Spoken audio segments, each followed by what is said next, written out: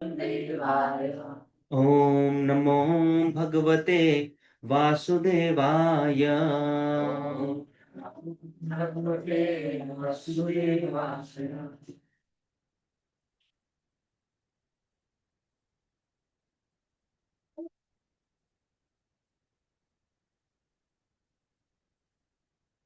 Hare Krishna.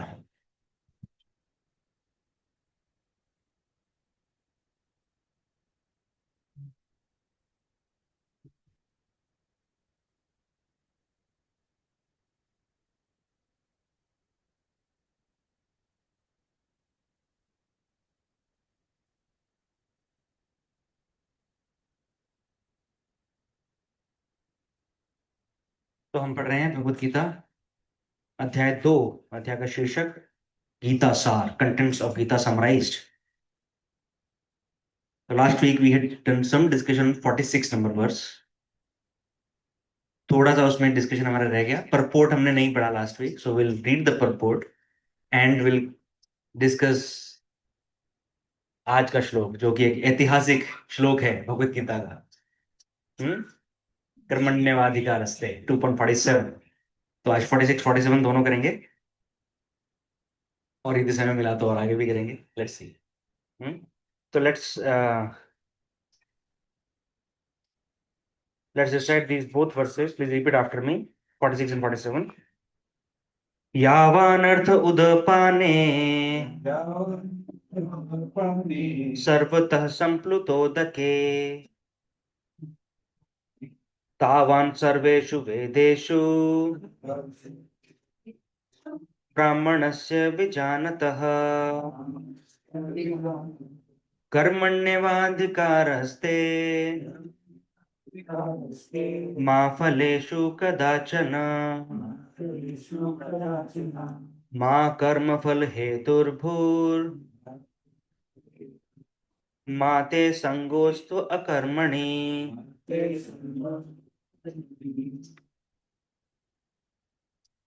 Somebody would like to recite both verses together? एक बार प्रभु जी side, एक बार माता जी side. आज वैसे भी जनसंख्या कम है। जय हो गए। हाँ, ऑफलाइन से ज्यादा ऑनलाइन है अच्छा। भक्त, डिजिटल भक्त।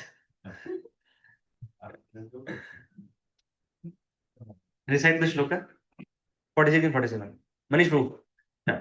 यावानर्थ उदापाने यावानर्थ उदपाने सर्वतः संप्लुतोदके सर्वतः संप्लुतोदके तावान् सर्वेषु वेदेषु तावान् सर्वेषु वेदेषु ब्राह्मणस्य विजानतः ब्राह्मणस्य विजानतः मन्येवाधिकारस्ते कर्मण्येवाधिकारस्ते मा फलेषु कदाचन मा फलेषु कदाचन कर्मफल हेतुर्भूर्मा मा कर्मफल हेतुर्भूर् मा ते संगोत्कर्मणि मा ते संगोस्त्व अकर्मणि।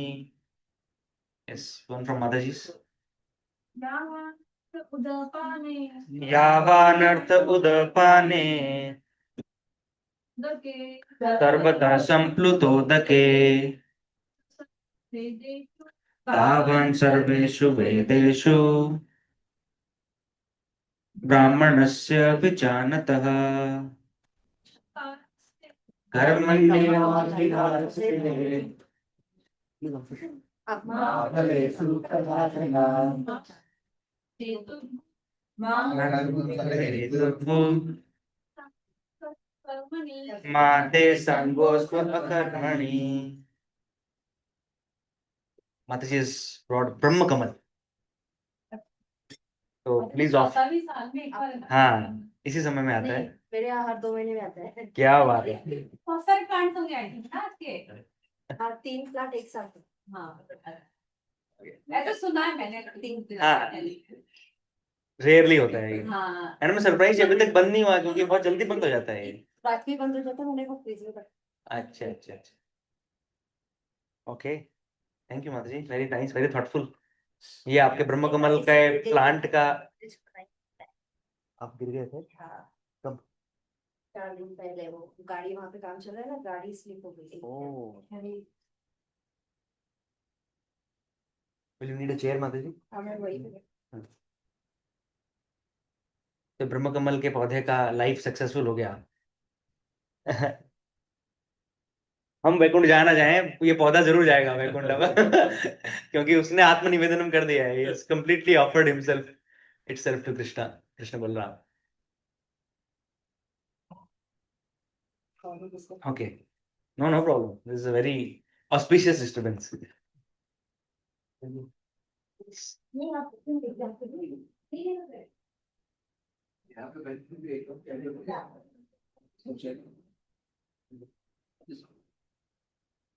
ऑफिस चेयर हो अंदर वाला हो सकते। ठीक है, 2.46 है इसका, हम परपोर्ट पढ़ लेते हैं। मोस्टली डिस्कशन हम लास्ट वीक में कर चुके हैं। You can write the title of this verse 2.46। हाँ, इसका टाइटल है sankirtana yajna fulfils all purposes of Vedas. याद है लास्ट वीक का डिस्कशन हमने क्या डिस्कस किया था? श्लोक क्रमांक 39 में भगवान ने बुद्धि योग की बात की है कि हे अर्जुन, मैंने अभी तक तुमको सांख्य योग बताया, अब बुद्धि योग सुनो और बुद्धि योग समझो कि तुम्हें क्यों युद्ध करना चाहिए। राइट, सो 39 से आगे हम चलते आ रहे हैं बुद्धि योग का विश्लेषण करते हुए। भगवान कृष्ण ने 40वें श्लोक में बताया कि बुद्धि योग जो है वो, उसमें यदि थोड़ा सा भी तुमने कार्य किया है तो वो कभी नाश नहीं होता। बुद्धि योग इज इक्वल टू भक्ति योग, डिवोशनल सर्विस। एंड फिर बुद्धि कैसे लगानी चाहिए? व्यवसाय आत्मिक का बुद्धि लगानी चाहिए ना, targeted single pointed attention towards the service of the Lord, है ना। एंड देन, और क्या नहीं करना चाहिए? दैट इज 42, 43, 44 कि वेदों में बहुत सारा भोग और ऐश्वर्य कर्मकांड के, है ना, आपको क्या मिलेगा क्या करने से, इस तरह कर्मकांड बहुत बताया गया है। तो यदि कोई कृष्ण कॉन्शियसनेस में फुल्ली रेजोल्यूट नहीं है, डिटरमाइंड नहीं है, बुद्धि अगर एक जगह पे केंद्रित नहीं की है, तो वो, हाँ, वो तो वो इधर उधर के पाथ पे सेंस ग्रेटिफिकेशन के लिए भटक जाएगा, है ना। तो ऐसे लोग भगवान को नहीं अप्रोच कर पाएंगे, भगवान को नहीं पा पाएंगे। तो दैट वाज 42, 43, है ना, 44। और कृष्ण अर्जुन को फिर कृष्ण उपदेश देते हैं कि तुम्हें इन वेदों के जो गुण हैं, जो 3 गुणों का ज्ञान वेद देते हैं, उनसे ऊपर उठना है। निस्त्रय गुणियो भव अर्जुन, राइट। तो 45, दैट वाज 45। और फिर 46 में डिसाइसिवली कृष्ण टेल्स कि देखो, वेदों का हम अवहेलना नहीं कर रहे हैं, हम उपहास नहीं कर रहे हैं।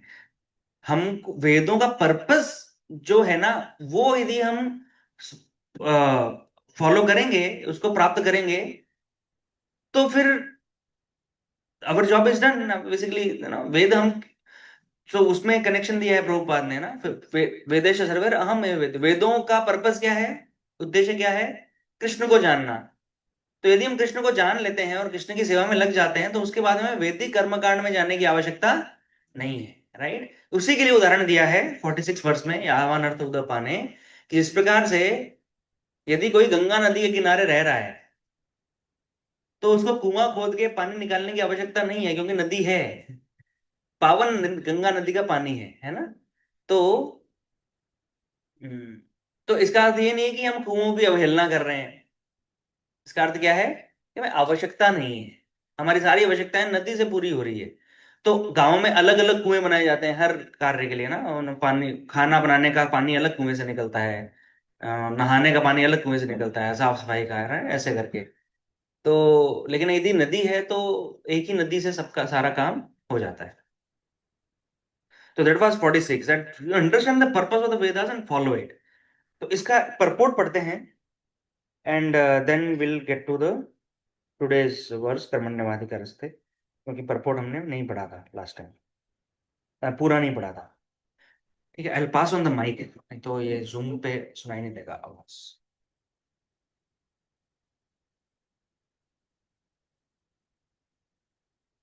एक एक पैराग्राफ इधर से पढ़ते हुए चलेंगे।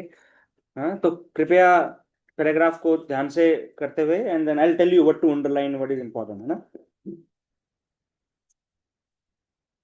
हाँ, व्हाट एवर यू हैव। जिनके पास हिंदी है, इंग्लिश है, जो भी है, स्टार्टिंग से पढ़ने में you need a pencil? Take it, ये लो. No, I have extra. Hello? Okay. Can you pass on the pen? हाँ पढ़िए. The rituals and sacrifices mentioned in the Karma Kanda division of the Vedic literature are meant to encourage gradual development of self-realization. And the purpose of self-realization is clearly stated in the 15th chapter of the Bhagavad Gita, 15.15. The purpose of studying the Vedas is to know Lord Krishna, the primeval cause of everything. So self-realization means understanding Krishna and one's eternal relationship with him. Please underline this. हाँ, ये 15.15 का जो लिया है प्रभुपाद ने. The purpose of studying the Vedas is to know Lord Krishna, the primeval cause of everything. So self-realization means understanding Krishna and one's eternal relationship with him. Yes, go ahead. The relationship of the living entity with Krishna is also mentioned in the 15th chapter of Bhagavad Gita, 15.7. 15.7. What is 15.7? एक minute. Yeah, 15.7 is ममे वांशो जीवलोके. Right? ममे वांशो जीवलोके जीवभूत सनातन मनसष्ठानि इंद्रियाणि प्रकृतिस्थानि कर्षति. इस जितने सारे जीव हैं इस संसार में, ये मेरे अंश हैं. भगवान ने डिक्लेयर कर दिया है भगवत गीता में. कोई डिस्प्यूट, कोई चैलेंज कर सकता है इसको? राइट? तो देखो, वेदों में ना सब कुछ इनडायरेक्टली दिया रहता है. वेदों में कभी नहीं बताते कि भगवान है कौन. वो ईश्वर, कंट्रोलर, है ना, इस तरह से इनडायरेक्टली बात करते हैं भगवान के बारे में. इसलिए कंफ्यूज रहते हैं ईश्वर कौन. इसलिए कंफ्यूज रहते हैं ईश्वर. फिर वो अपने अपने मन के हिसाब से ईश्वर चूज कर लेते हैं, क्योंकि वेदों में बताया कि तमोगुण के हिसाब से आप शिव जी को मान लो, काली को मान लो, ऐसा करके. राइट? गुणों के हिसाब से एक प्रिसाइडिंग डीटी बता दिया है. But then decisively what is the cause of all causes? सर्व कारण कारणम. ब्रह्मा जी सेज ईश्वर परम कृष्ण. परम ईश्वर कौन है? परमेश्वर, वो कृष्ण है. ओके, सो 15.7 कृष्ण ने ये भी बता दिया है कि चलो परमेश्वर तो कृष्ण है, वो तो बता दिया है, पर ये भी बताया है भगवद गीता में कि जो दूसरे जो सारे जीव हैं वो कृष्ण के अंश हैं. ममय वांशो. ओके, पढ़िए आगे. The living entities are part and parcel of Krishna. Therefore, revival of Krishna consciousness by the individual living entity is the highest perfectional stage of Vedic knowledge. Please underline this. What is the highest perfectional stage of Vedic knowledge? Revival of Krishna consciousness. Revival of my relationship with Krishna. मेरा संबंध भगवान के साथ में जोड़ना, स्थापित करना. That is the perfectional stage of Vedic knowledge. Okay. This is confirmed in the Srimad Bhagavatam as follows. Aho bata swapacho ato gariyan yajvagre vartate nama tubhyam tepas tapas te जुहुग्नु संसुरार्य ब्रह्माणु चुर्नाम गृणन्ति येते. हाँ, इसका ट्रांसलेशन बढ़िए. O my Lord, a person who is chanting your holy name, although born of a low family like that of a Chandala, dog eater, Chandala, is situated on the highest platform of self-realization. यदि कोई भगवान का नाम कर रहा है, अहो बत स्वपचो तो गरीयान. राइट? तो हाँ, तो ये शुनी च वश्वपाके च. राइट? ये श्वपचो मतलब क्या है? ये चंडाल की बात हो रही है. Dog eater. There are some people in the world, they can eat dogs flesh also. कुत्ते को मार के उसका मांस खाते हैं. हाँ, ज्ञान, कोई ऑब्जेक्शन आपको इसमें? नहीं खाना चाहिए. ऐसा लग रहा था चंडाल का मीनिंग होता है कि वो जो शमशान में शरीर को जलाते हैं. हाँ, वो भी चंडाल होते हैं क्या? कि ये नहीं, चंडाल इज स्पेसिफिकली स्वान लिखा है ना, स्वपचु. स्वपचु मतलब स्वान को खाने.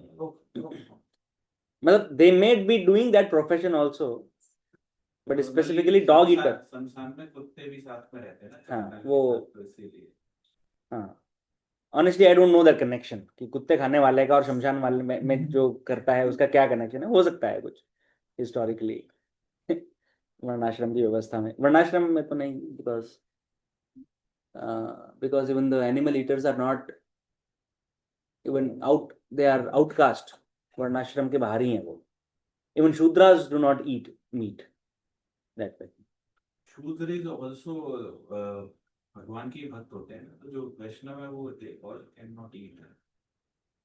No okay. So Brahmin, Kshatriya, वैश्य, शूद्र, इसमें भक्त हो भी सकते हैं और नहीं भी हो सकते हैं. ये तो वर्णाश्रम है ना. तो bhakti is different. Anybody can be a bhakta. Shudra can also be a भक्ता वैष्णव, and Brahman can also be a bhakta Vaishnava, right? Yeah. Okay. So basically Brahman, Kshatriya, Vaishya, Shudra is focused upon what they do in life. What are the, वो कौन से duties, किस तरह का कार्य कर रहे हैं, उस पर डिपेंड करता है वो, right? The teaching others, showing the path to others is a Brahmanical job, है ना? And administration is Kshatriya, or money making is Vaishya, but money making through business is Vaishya. And those who assist Vaishyas in money making by serving them based on their skills, software engineers, chartered accountants, right? Or a doctor in a hospital, like he gets a salary. Whoever is a salaried person is a Shudra. ठीक है ना. जो तो क्योंकि हम अपना skill दे रहे हैं ना, ये मेरे पास स्किल है स्वामी, आप मेरा स्किल ले लो और मुझे वेतन दे दो, सो दैट इज शूद्र. तेज कर दो. अरे माता जी हमारे पास सुपर पावर्स हैं, इधर से करो, उठने की जरूरत नहीं है आपको. मनीष प्रभु को ऐसा आप आंखें दिखाओ अपने आप. तेज करना है कि धीरे करना है? तो आप तो हट रहे हो. नहीं वो अच्छा आपको कम चाहिए, नहीं तेज. तो इधर तेज. अच्छा सहारा भी चाहिए और पंखा भी चाहिए, ऐसा मैं वो समझा नहीं.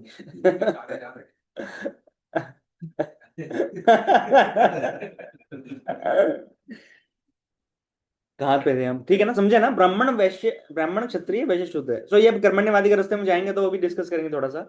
मेरा भी सो आपको ऑफरिंग की बात. Please offer your minds to the discussion right now. ठीक है. तो हाँ, you can do it later. पता नहीं अभी और कुछ आएगा तो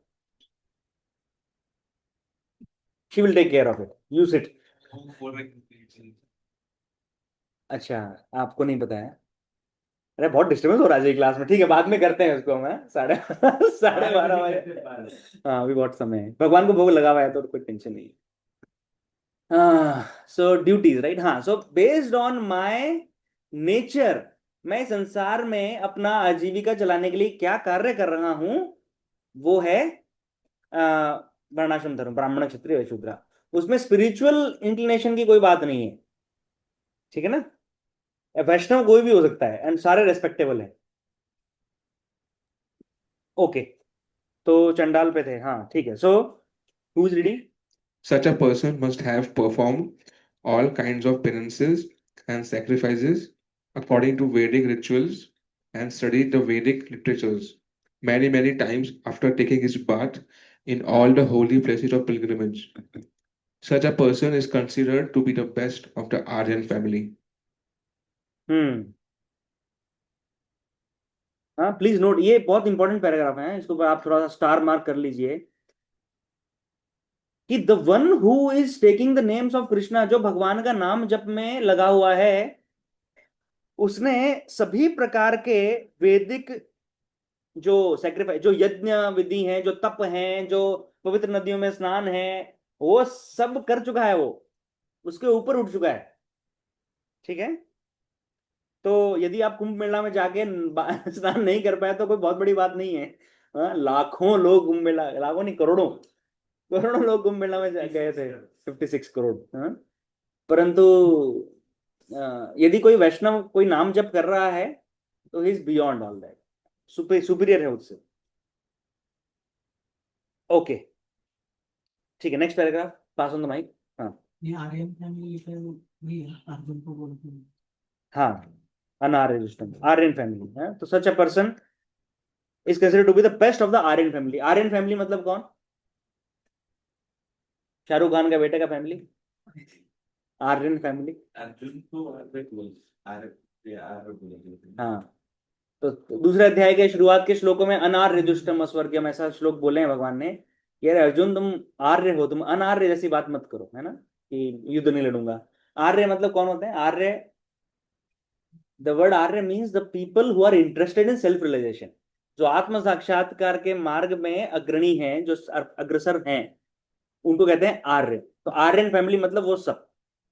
तो उनमें से भी जो भगवान का नाम जप कर रहा है, जिह्वाग्रे वर्तते नाम तुभ्यम, भगवान जिनकी जिह्वा के अग्रभाग पे आपका नाम रखा हुआ है, they are the best of the Aryan family. आत्म साक्षात्कारी जो लोग हैं उनमें भी सबसे उत्तम ऐसे लोग हैं जो भगवान का नाम जप कर रहे हैं। ठीक है, श्रीमद् भागवतम का ये श्लोक आता है। तो इसमें आर्य और द्रविड़, ये जो एक बीच में थ्योरी चला था, आर्यन इन्वेजन थ्योरी वगैरह, वो सब बकवास है बाय द वे। भारतीयों द्वारा बनाई तो हाँ, यहाँ पे द्रविडियन रहते थे और आर्य बाहर से आए, फिर उन्होंने सब सिखाया वगैरह और कब्जा कर लिया भारत पे। ऐसा कुछ नहीं। आर्य ये तो देखो 5,000 साल पहले का लिटरेचर है ये। Bhagavad Gita was spoken 5,500 years ago, है ना। उसमें आर्य शब्द है, मतलब कहाँ से बाहर से आए भाई, इधर ही है। भागवतम का श्लोक है, उससे पहले ही हाँ। श्लोक भागवतम का है, तो भागवतम से नहीं, कहने का मतलब कि व्यासदेव कंपाइल्ड भागवतम द्वापर युग ना, कंपाइलेशन तो सारा द्वापर युग में ही हुआ है, तो एटलीस्ट उतना तो मान लेंगे। ऑफ कोर्स वो है तो टाइमलेस, एंटायर वैदिक literature is timeless because is given by Krishna. परंतु अगर ये शब्दों की बात करें, ये शब्द पहली बार वैदिक व्यास, क्योंकि उससे पहले लिखते नहीं थे ना, तो व्यासदेव जी ने लिखा अपने पुस्तकों में आर्य, तो एटलीस्ट वहां तक, वहां से तो कर सकते हैं वैसे। ओके, आगे बढ़ते हैं। अतः मनुष्य को इतना बुद्धिमान तो होना ही चाहिए कि केवल अनुष्ठानों के प्रति आसक्त न रहकर वेदों के उद्देश्य को समझे और अधिकाधिक इंद्रिय तृप्ति के लिए ही स्वर्गलोक जाने की कामना न करे। तो वेदों में बताया है कि कर्म, ये कर्म करो, ऐसा कार्य करो तो यहाँ पे सुख मिलेगा और बाद में स्वर्ग मिलेगा। तो प्रभुपाद कह रहे हैं कि स्वर्ग पाने की कामना ना रखते हुए वेदों के पर्पस को समझो भाई, करना क्या चाह रहे हैं वेद आपके साथ में। आपको एलिवेट करार करना चाह रहे हैं आपकी मानसिकता को, आपके रहन सहन को, तमोगुण से रजोगुण, रजोगुण से सतोगुण, फिर उसके बाद में निस्त्रय गुण हो, सतोगुण से भी ऊपर जाना है भगवान की सेवा में लग के। So that purpose we should not forget. आगे बढ़िए। It is not possible for the common. इस युग में सामान्य व्यक्ति के लिए न तो वैदिक अनुष्ठानों के समस्त विधि विधानों का पालन करना संभव है और न सारे वेदांत तथा उपनिषदों का सर्वांग अध्ययन कर पाना सहज है। पॉसिबल ही नहीं है। करना भी चाहोगे, यदि वैदिक रिचुअल्स करना चाहोगे, तो पहली बात तो ऐसे पुरोहित नहीं मिलेंगे जो बिल्कुल प्रकांड पंडित हों, उसमें सामग्रियां नहीं है। शुचि, the the the the foremost quality which is required to do this Vedic अनुष्ठान इज शुचि, स्वच्छता। और स्वच्छता मतलब कि मिनिमम दिन में 3 बार नहाना चाहिए। हाँ, तो उतना हमारा एक बार ना नहाने में हमको मुश्किल हो रहा है। तो है ना, सामग्री का प्योरिटी है। अभी शुद्ध घी कैसे तरह मिलेगा यज्ञ करने के लिए, है ना, तो वो पॉसिबल नहीं। तो जो यज्ञ करने, जो अनुष्ठान करने जाएंगे, उससे फिर रिएक्शन ही मिलेगा, क्योंकि ढंग से होगा नहीं, देवता क्रुद्ध हो जाएंगे, है ना। क्या एनिमल फैट मिला हुआ घी पिला दिया है अग्निदेव को। So it's not possible. और ना वेदांत और उपनिषदों को इनको समझना पॉसिबल नहीं है, बिकॉज इतना वास्ट लिटरेचर है, वो इतना वास्ट लिटरेचर है। अल्प आयु, कलयुग के अंदर आयु कितनी है? इतनी सी है। 100 साल होनी चाहिए आइडियली शास्त्रों के अनुसार, परंतु 70, 60, अब 30-25 में ही हार्ट अटैक आ रहा है। तो कब पढ़ेंगे भगवत गीता? हम कब से पढ़ रहे हैं, यही समाप्त नहीं हो रहा हमारा, है ना। Very difficult. पहले के समय में आयु बहुत होती थी, राइट, 1,000 साल, 10,000 साल, 1,00,000 साल, तो वेद उपनिषद खूब पढ़ने का समय होता था। अभी नहीं है, अभी Gitopanishad, right, this the okay. आगे बढ़िए। वेदों के उद्देश्य को संपन्न करने के लिए प्रचुर समय, शक्ति, ज्ञान तथा साधन की आवश्यकता होती है। इस युग में ऐसा कर पाना संभव नहीं है, किंतु वैदिक संस्कृति का परम लक्ष्य भगवान नाम कीर्तन द्वारा प्राप्त हो जाता है, जिसकी संस्तुति पतित आत्माओं के उद्धारक भगवान चैतन्य द्वारा हुई है। Please underline this. The best purpose of Vedic culture is served by chanting the holy name of the lord. ठीक है, हाँ आगे बढ़िए। somebody else now, next please pass on the mic.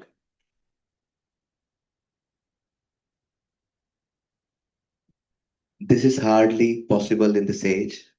The best purpose of the Vedic culture is served, however, by chanting the holy name of the Lord as recommended by Lord Chaitanya, the, the deliverer of all fallen souls. When Lord Chaitanya was asked by a great Vedic scholar, Prakashananda Saraswati, Prakasananda Saraswati, the Lord was chanting the holy name of the Lord like a sentimentalist instead of studying Vedanta philosophy. तो चैतन्य लीला में ये एक वृत्तांत आता है, जब भगवान श्री चैतन्य महाप्रभु वाराणसी में उधर गए थे, वृंदावन जाते समय पहले वाराणसी गए, तो वहां पर ये मायावादी विद्वान थे बहुत सारे। तो चैतन्य महाप्रभु भगवान का नाम जप करते हुए, कीर्तन करते हुए नृत्य कर रहे थे और आंखों से उनके अश्रुधारा बह रही थी। तो ये विद्वानों ने, इनमें से एक प्रमुख थे प्रकाशानंद सरस्वती, उन्होंने इनको कहा कि सन्यास का मतलब है कि वेदों में पारंगत होना। आप क्या ऐसे सहजियों की भांति आप भगवान का नाम जप कर रहे हो और अश्रु बह रहे हैं, नृत्य कर रहे हो, ये सन्यासी को शोभा नहीं देता। एक ग्रेविटी होता है सन्यास के अंदर, ऐसा प्रकांड, ऐसा विद्वान होना चाहिए, वेदों का आप अध्ययन करो, वेदांत पढ़ो। तो क्या उत्तर दिया है भगवान चैतन्य महाप्रभु ने? पढ़िए आगे। The Lord replied that his spiritual master had found him to be a great fool and thus asked him to chant the holy name of Lord Krishna. मतलब मेरे गुरुदेव ने मुझे कहा कि मैं एक मूर्ख हूं, मुझे ये सब समझ में आएगा नहीं, वेदांत वगैरह, तो उन्होंने कहा कि तुम केवल भगवान के नाम का जप करो। तो मैं उतना वो ही कर रहा हूँ। कितने विनम्रता से चैतन्य महाप्रभु ने, क्योंकि चैतन्य महाप्रभु कौन है, वो है ना, जब वो संन्यास लेने से पहले जो निमाय पंडित थे, तब उन्होंने केशव कश्मीरी नाम के एक प्रकांड वेदों में पारंगत पंडित को, जिसको कि माता सरस्वती का आशीर्वाद प्राप्त था, वो ऐसा कभी भी नए श्लोकों की रचना तुरंत ऑन द स्पॉट कर देते थे और बिल्कुल सही व्याकरण, सही उच्चारण, सही मीटर के साथ में। तो लोग सुन नहीं पाते थे उतना फास्ट, जितना फास्ट वो नया रचना कर देते थे साहित्य की। ऐसे प्रकांड पंडित को निमाय पंडित ने शास्त्रार्थ में परास्त किया था। तो ये वो हैं विद्वान, उनसे बड़ा विद्वान नहीं है कोई। परंतु अब संन्यास लेने के बाद में जब वो भगवान का नाम जप कर रहे हैं, तो उन्होंने बहुत ही विनम्रता से प्रकाशानंद सरस्वती को ऐसा उत्तर दिया कि नहीं, मैं तो मूर्ख हूं, मुझे ये सब समझ में नहीं आएगा, तो मेरे गुरुदेव ने कहा है कि आप नाम जप करो। And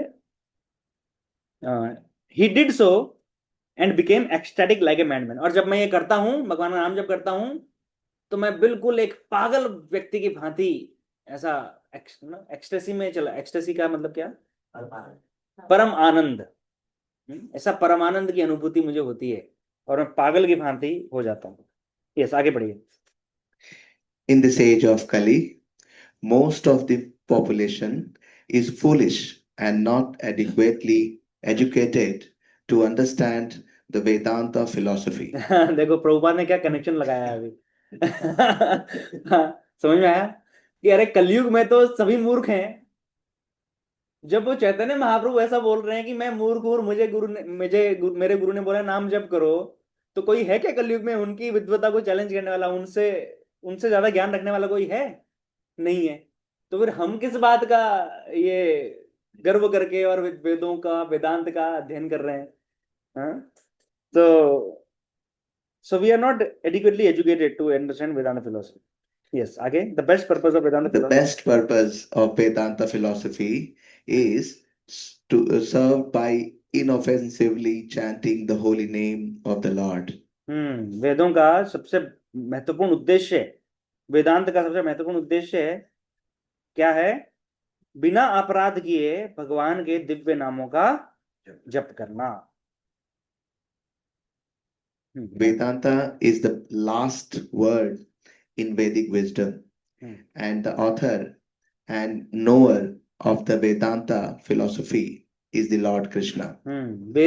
Vedanta is the last word of Vedic wisdom. उसका क्या अर्थ है? देखो, वेदों की जब रचना की व्यासदेव जी ने, तो उसके बाद में उसको उसकी उसको और समझाने के लिए और इजी समझाने के लिए वेदांत लिखा। Vedanta is a commentary on the Vedas. ठीक है, बहुत ज्यादा हो गया, ये नहीं समझ में आ रहा है, ये वेदांत this conclusion.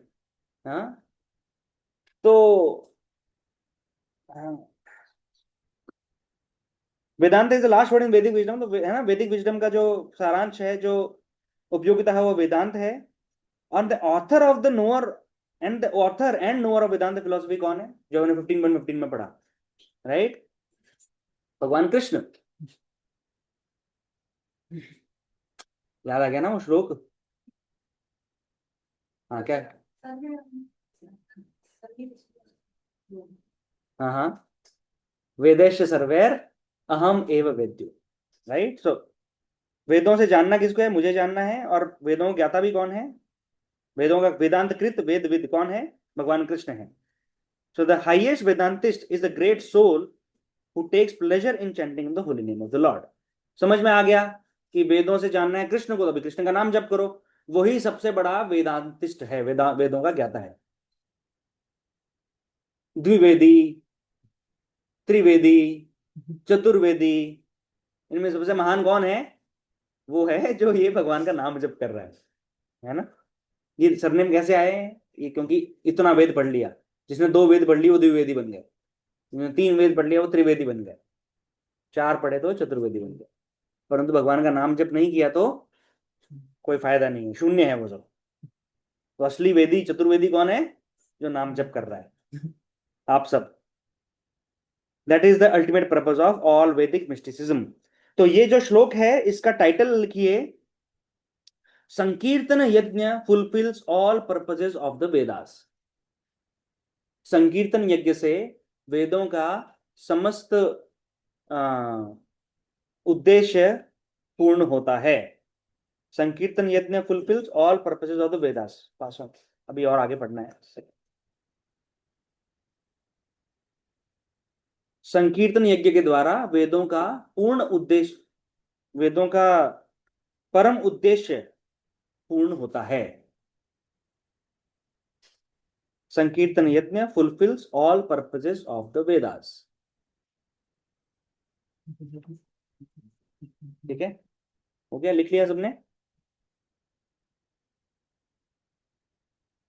Okay, so now let's come to the 2.47, सबका फेवरेट श्लोक वो है।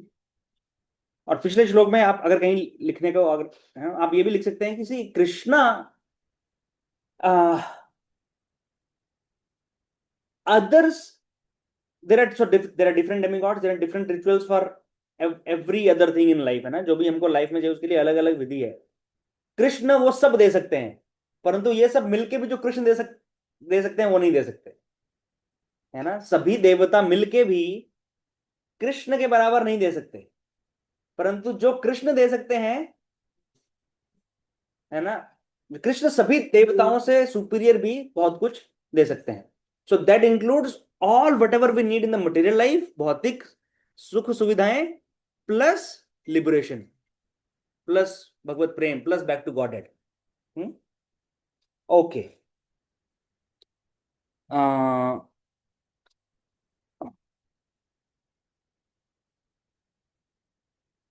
so let's come to verse 2.47, कर्मण्यवाधिकारस्ते। अच्छा, we forgot to chant the prayers, हाँ, prayers कर लेते। ओम अज्ञानतिमिरन्धस्य ज्ञानाञ्जनशलाकया चक्षुरुन्मिलितं येन तस्मै श्रीगुरुवे नमः। श्रीचैतन्यमनोभीष्टं स्थापितं येन भूतले स्वयं रूपः कदा मह्यं ददाति स्वपदान्तिकम्। वन्देऽहं श्रीगुरोः श्रीयुतापदकमलं श्रीगुरून् वैष्णवांश्च श्रीरूपं साग्रजातां सहगण रघुनाथान्वितं तं सजीवं साद्वैतं सावधूतं परिजन सहितं कृष्ण चैतन्य देवं श्री राधा कृष्ण पादान् सहगण ललिता श्री विशाखान्वितांश्च च। नमो विष्णुपादाय कृष्ण पृष्ठाय भूतले श्रीमते भक्ति वेदांत स्वामिन इति नामिने। नमस्ते सारस्वते देवे गौरवाणी प्रचारिणे निर्विशेष शून्यवादी पाश्चात्य देश तारिणे। नमो महावदन्याय कृष्ण प्रेम प्रदायते कृष्णाय कृष्ण चैतन्य नामिने गौरतिषे नमः। हे कृष्ण करुणा सिंधो दीनबंधो जगत्पते गोपेश गोपिका कांत राधा कांत नमोस्तुते।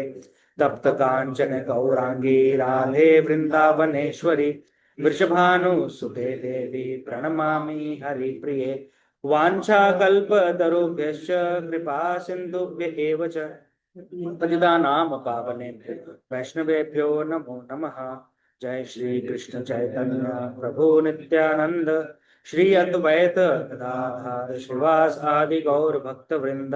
हरे कृष्णा कृष्णा कृष्णा हरे हरे हरे राम राम राम हरे हरे।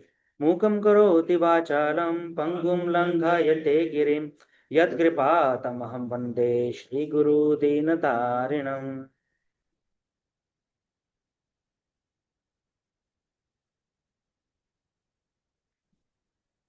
हरे कृष्णा। तो स्वागत है सभी का फिर से हमारे साप्ताहिक भगवद गीता के सत्र में।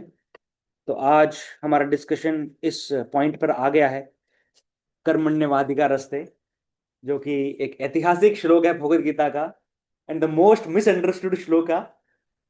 तो will try to understand little bit in परंपरा इसके बारे में। तो देखिए, पहली बात ये नोट करने के लिए है कि भगवान कृष्ण ने 39 वर्ष में बोला कि बुद्धि योग की अब बात करते हैं, है ना। और उसके आगे बुद्धि योग का ही एक्सप्लेनेशन चल रहा है यहाँ पर। सो this shloka is part of this बुद्धि योगा सेक्शन। ठीक है, 47 बुद्धि योगा सेक्शन 53 तक है ना। क्या लिखा था हमने, फिर से सेक्शंस पे जाता 53 राइट। हाँ, बुद्धि योगा एंड 54 to 72 इज समाधि। तो ये 53 तक भगवान एक्सप्लेन करेंगे कि ये बुद्धि योगा का ही मतलब और अंडरस्टैंडिंग डेवलप कर रहे हैं अर्जुन के लिए। तो बुद्धि योग जो है it is different from fruitive activities. और फ्रूटिव एक्टिविटीज मतलब कर्मकांड, the activity which is done to enjoy the fruit of the activity, है ना। कोई कार्य हम कर रहे हैं और उसका रिजल्ट यदि मुझे भोगना है, एंजॉय करना है, बुद्धि योग उससे अलग है। तो वो जो है जो कर्म फल भोगने का जो जो इच्छा है वो क्या, वो कौन सा कर्म है, वो कर्मकांड है। ठीक है, और कर्मकांड की हमने बात अभी पीछे कर ली है, वेदों में ये सब जो लिखा है राइट। तो अब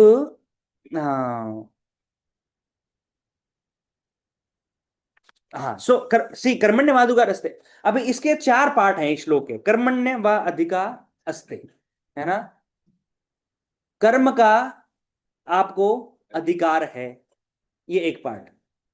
मां फलेशु कदाचन, मां मतलब कि नहीं, परंतु फल के लिए फल का अधिकार आपको नहीं है। फिर तीसरा पार्ट क्या है, मां कर्मफल हेतुर्भूर,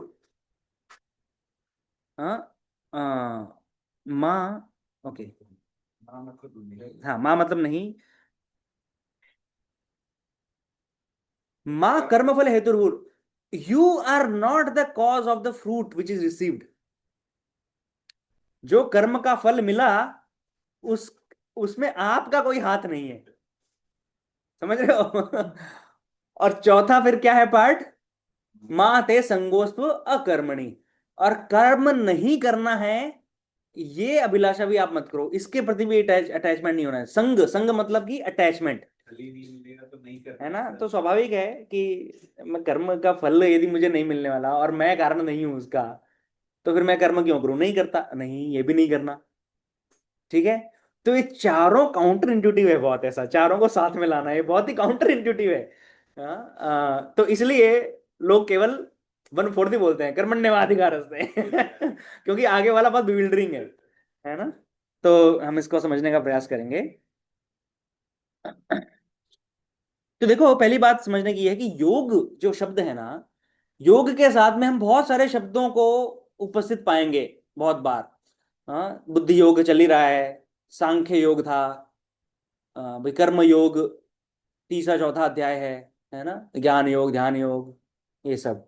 योग का अर्थ क्या है? युंजते इति योग है ना, जो to link, to connect, to add. तो लिंक किससे करना? हम अपने आप को पहले जीवात्मा समझना कि मैं आत्मा हूं, मैं शरीर नहीं हूं, पहली बात तो, है ना। इसको पहले सांख्य योग कहते हैं। अपने आप को आत्मा समझना, जड़ और चेतन, राइट, जड़ पदार्थ नहीं समझना, शरीर नहीं समझना, आत्मा समझना, ये सांख्य योग है। एनालिसिस करना, विश्लेषण करना है ना। प्रकृति क्या है, ईश्वर क्या है, ये समझना, ये सांख्य योग है। ऑल एनालिसिस, ठीक है। और so yoga means to fix the mind on the supreme, to connect with the supreme, ठीक है। बुद्धि योग में ये समझ में आ जाता है कि हाँ, ईश्वर है, मैं जीव हूं, भौतिक प्रकृति पदार्थ अलग हैं। तो अभी ये करना क्या है? ज्ञान मिल गया कि हाँ ईश्वर है, भगवान है, और मैं आत्मा हूं, ये जान के छूट छोड़ दिया, मतलब कि योग नहीं हुआ। मतलब ज्ञान मिल गया पर ज्ञान प्रैक्टिकल एप्लीकेशन नहीं हुआ ज्ञान का, है ना। तो प्रैक्टिक, हाँ, खाली प्रॉब्लम स्टेटमेंट को समझ लिया, प्रॉब्लम स्टेटमेंट, हाँ बस करेक्ट, प्रॉब्लम स्टेटमेंट समझ लिया, परंतु अभी एप्लीकेशन क्या है वो नहीं किया। तो application is, once you know that God is there and I am there as part and parcel of God, now I have to serve God. That is practical application, that is बुद्धि योगा, ठीक है। तो अब योग की बात क्यों आती है? हम जब इस संसार में आते हैं तो योग करना क्यों है? क्योंकि हम भूल गए हैं कि हम कहाँ से आए हैं, हम भगवान के अंश हैं, है ना। हम भूल गए हैं, जैसे बच्चे पार्टी करने जाते हैं बाहर, या हॉस्टल में चले जाते हैं, या पढ़ने चले जाते हैं, कुछ बच्चे जाने वाले हैं पढ़ने बाहर, तो अपना जीवन में मस्त हो जाएंगे, माता पिता को भूल जाएंगे, परंतु माता पिता एक क्षण के लिए भी भूलते नहीं है। वो हमेशा ही चिंता में रहते हैं, बच्चे ने दूध पिया कि नहीं, खाना खाया कि नहीं, उसको कोई परेशानी तो नहीं हो रही, टाइम टू टाइम पैसे भेजते रहना है, right. Similarly we forget when we come from the spiritual world to this world. हम आध्यात्मिक संसार में यहाँ गिर के भूल जाते हैं भगवान को, क्योंकि बहुत मिल रहा है ना, मस्ती मिल रही है, टाइम टू टाइम भगवान पॉकेट मनी भेज रहे हैं। Pocket money in the sense, प्रकृति में सब कुछ दिया हुआ है ना, सारे रिसोर्सेज, पानी है, खाद्यान्न है, फल है, धूप है, जो चाहिए वो संसार में दे दिया भगवान ने। तो हम उसमें बिजी हैं कि अभी रिसोर्सेज, अब साधन संसाधन मिल रहे हैं तो उनका खर्चा करो, उनका भोग करो, राइट। परंतु तो भगवान नहीं भूलते। भगवान परमात्मा के रूप में इस जीव के हृदय में उपस्थित रहते हैं, और हजारों लाखों योनियों में, हजारों लाखों जन्मों में ये जीव भोग करता रहता है इस संसार में, भगवान को भूल कर, परंतु भगवान उसके साथ ही रहते हैं, भूलते नहीं है, और उसको सारे संसाधन देते रहते हैं, है ना। इसलिए योग किसको चाहिए? भगवान को नहीं चाहिए, हमें चाहिए, है ना। To connect to Krishna, and Krishna is waiting कि हाँ जल्दी से मुझसे नाता जोड़ लो, है ना। कटी पतंग की तरह घूम रहे हो, जस्ट कनेक्ट विद मी, है ना। Okay, so so so after understanding who is God, where is God, to to to function in that relationship is बुद्धि योगा, ठीक है। अच्छा, so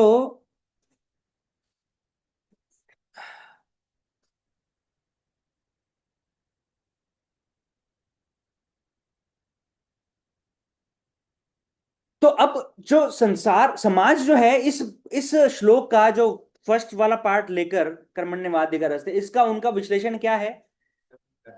कर्म करते रहो। और कर्म का उनका परिभाषा भी उनको क्लियर नहीं है, कर्म है क्या, राइट। वो कर्म को इक्वेट करते हैं कार्य से, कुछ तो करते रहो, जॉब लगे रहो, काम में कुछ ना कुछ काम करो, हाँ, रात और दिन काम करते रहो। और इस प्रकार से इफ यू डू दिस, और आप ऐसे करते हो, काम में लगे रहते हो, तो आप कर्मयोगी कहलाओगे, हाँ। परंतु कर्मयोगी कैसे कहलाओगे?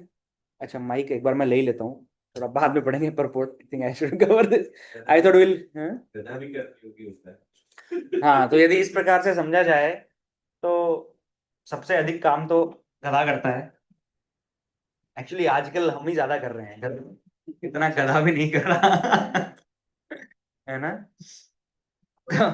तो simply working day and night doesn't mean that we are karma yogis.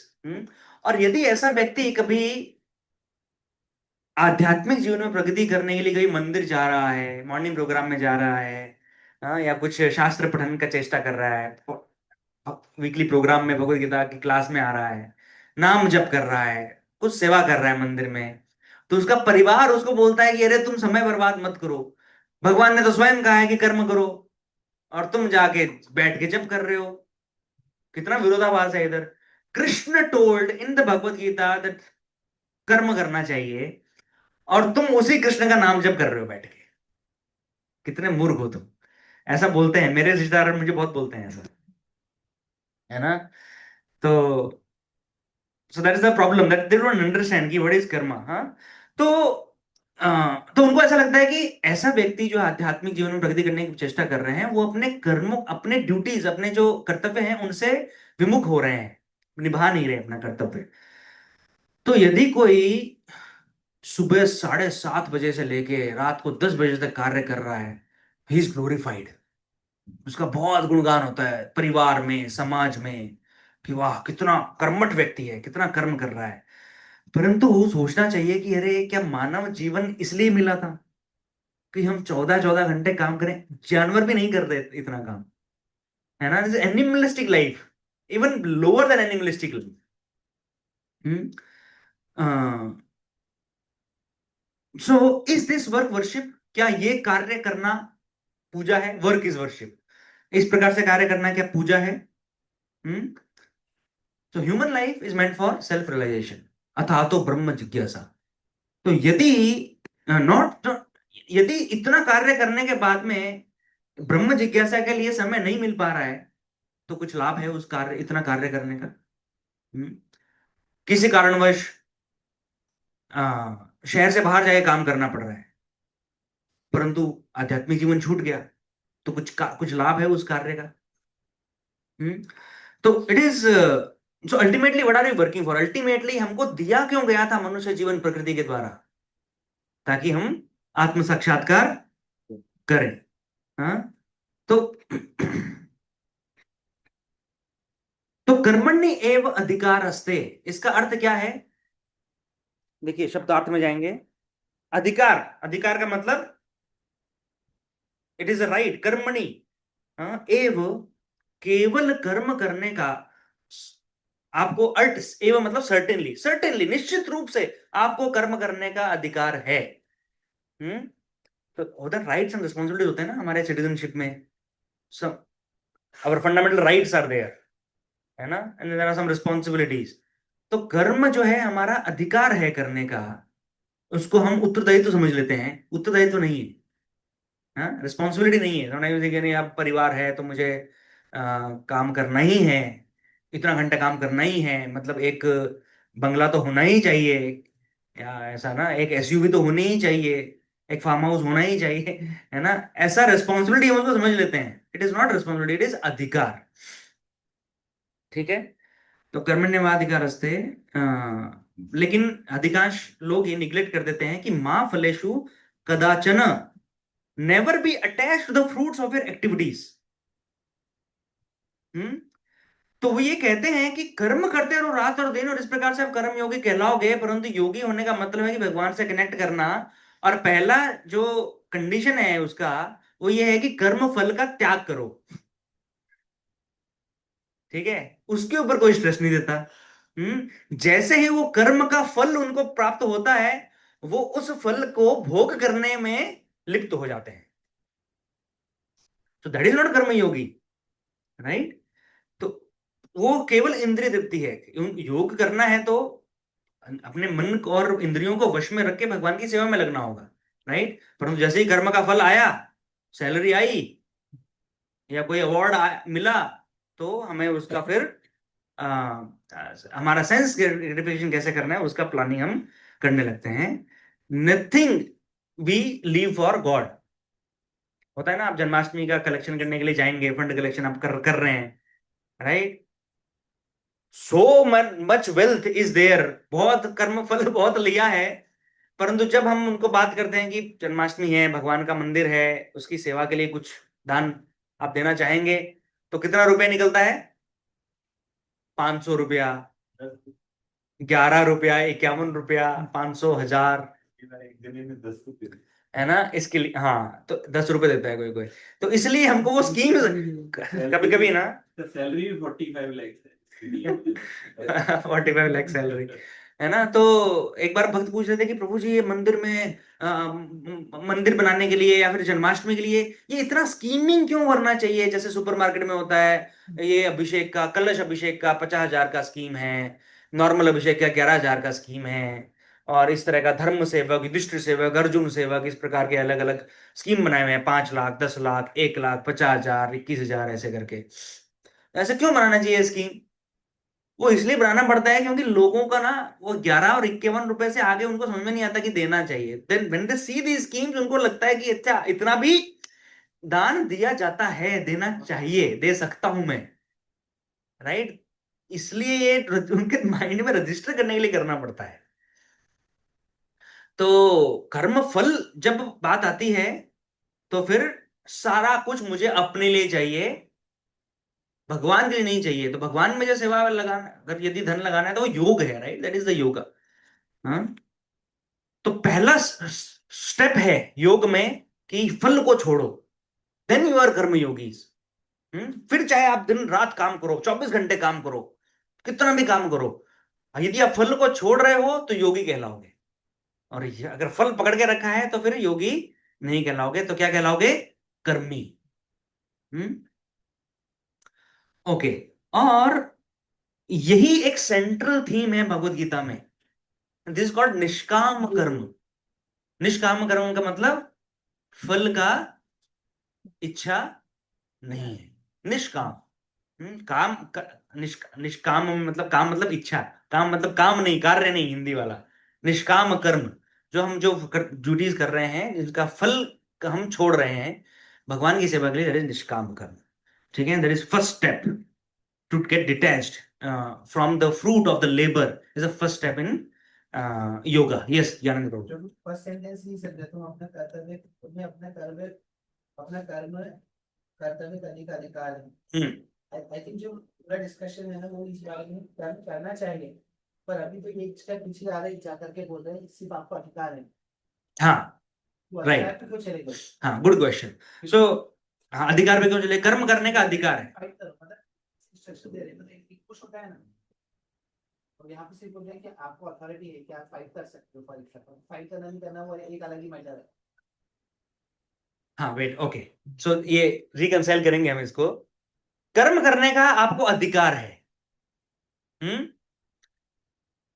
इसका अर्थ ये है कि जब हम हमारा, देखो, कोई भी इस संसार में खाली नहीं बैठ सकता, और आगे कृष्ण बोलेंगे ये श्लोक,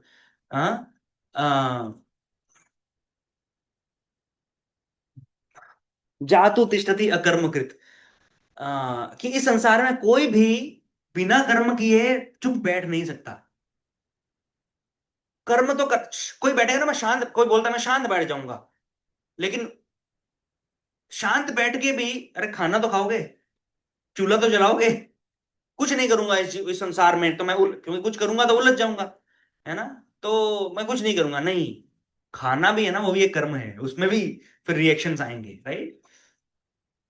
तो अधिकार आपको है, इसका अर्थ क्या है कि आपको एक शरीर दिया गया है और एक मन दिया गया है, एक बुद्धि दी गई है। शरीर, मन, बुद्धि, अहंकार के हिसाब से आपको कुछ ना कुछ कार्य तो करना है शरीर में रहकर, उतना अधिकार आपको है, आप कर्म करो। आप या तो ब्राह्मण या क्षत्रिय या वैश्य या शूद्र, इन वर्णाश्रम के अनुसार जहां पे भी आप फिट होते हैं, वो अधिकार से आप कार्य करो, परंतु फल की अभिलाषा मत करो, फल छोड़ दो। अधिकार फल का नहीं है।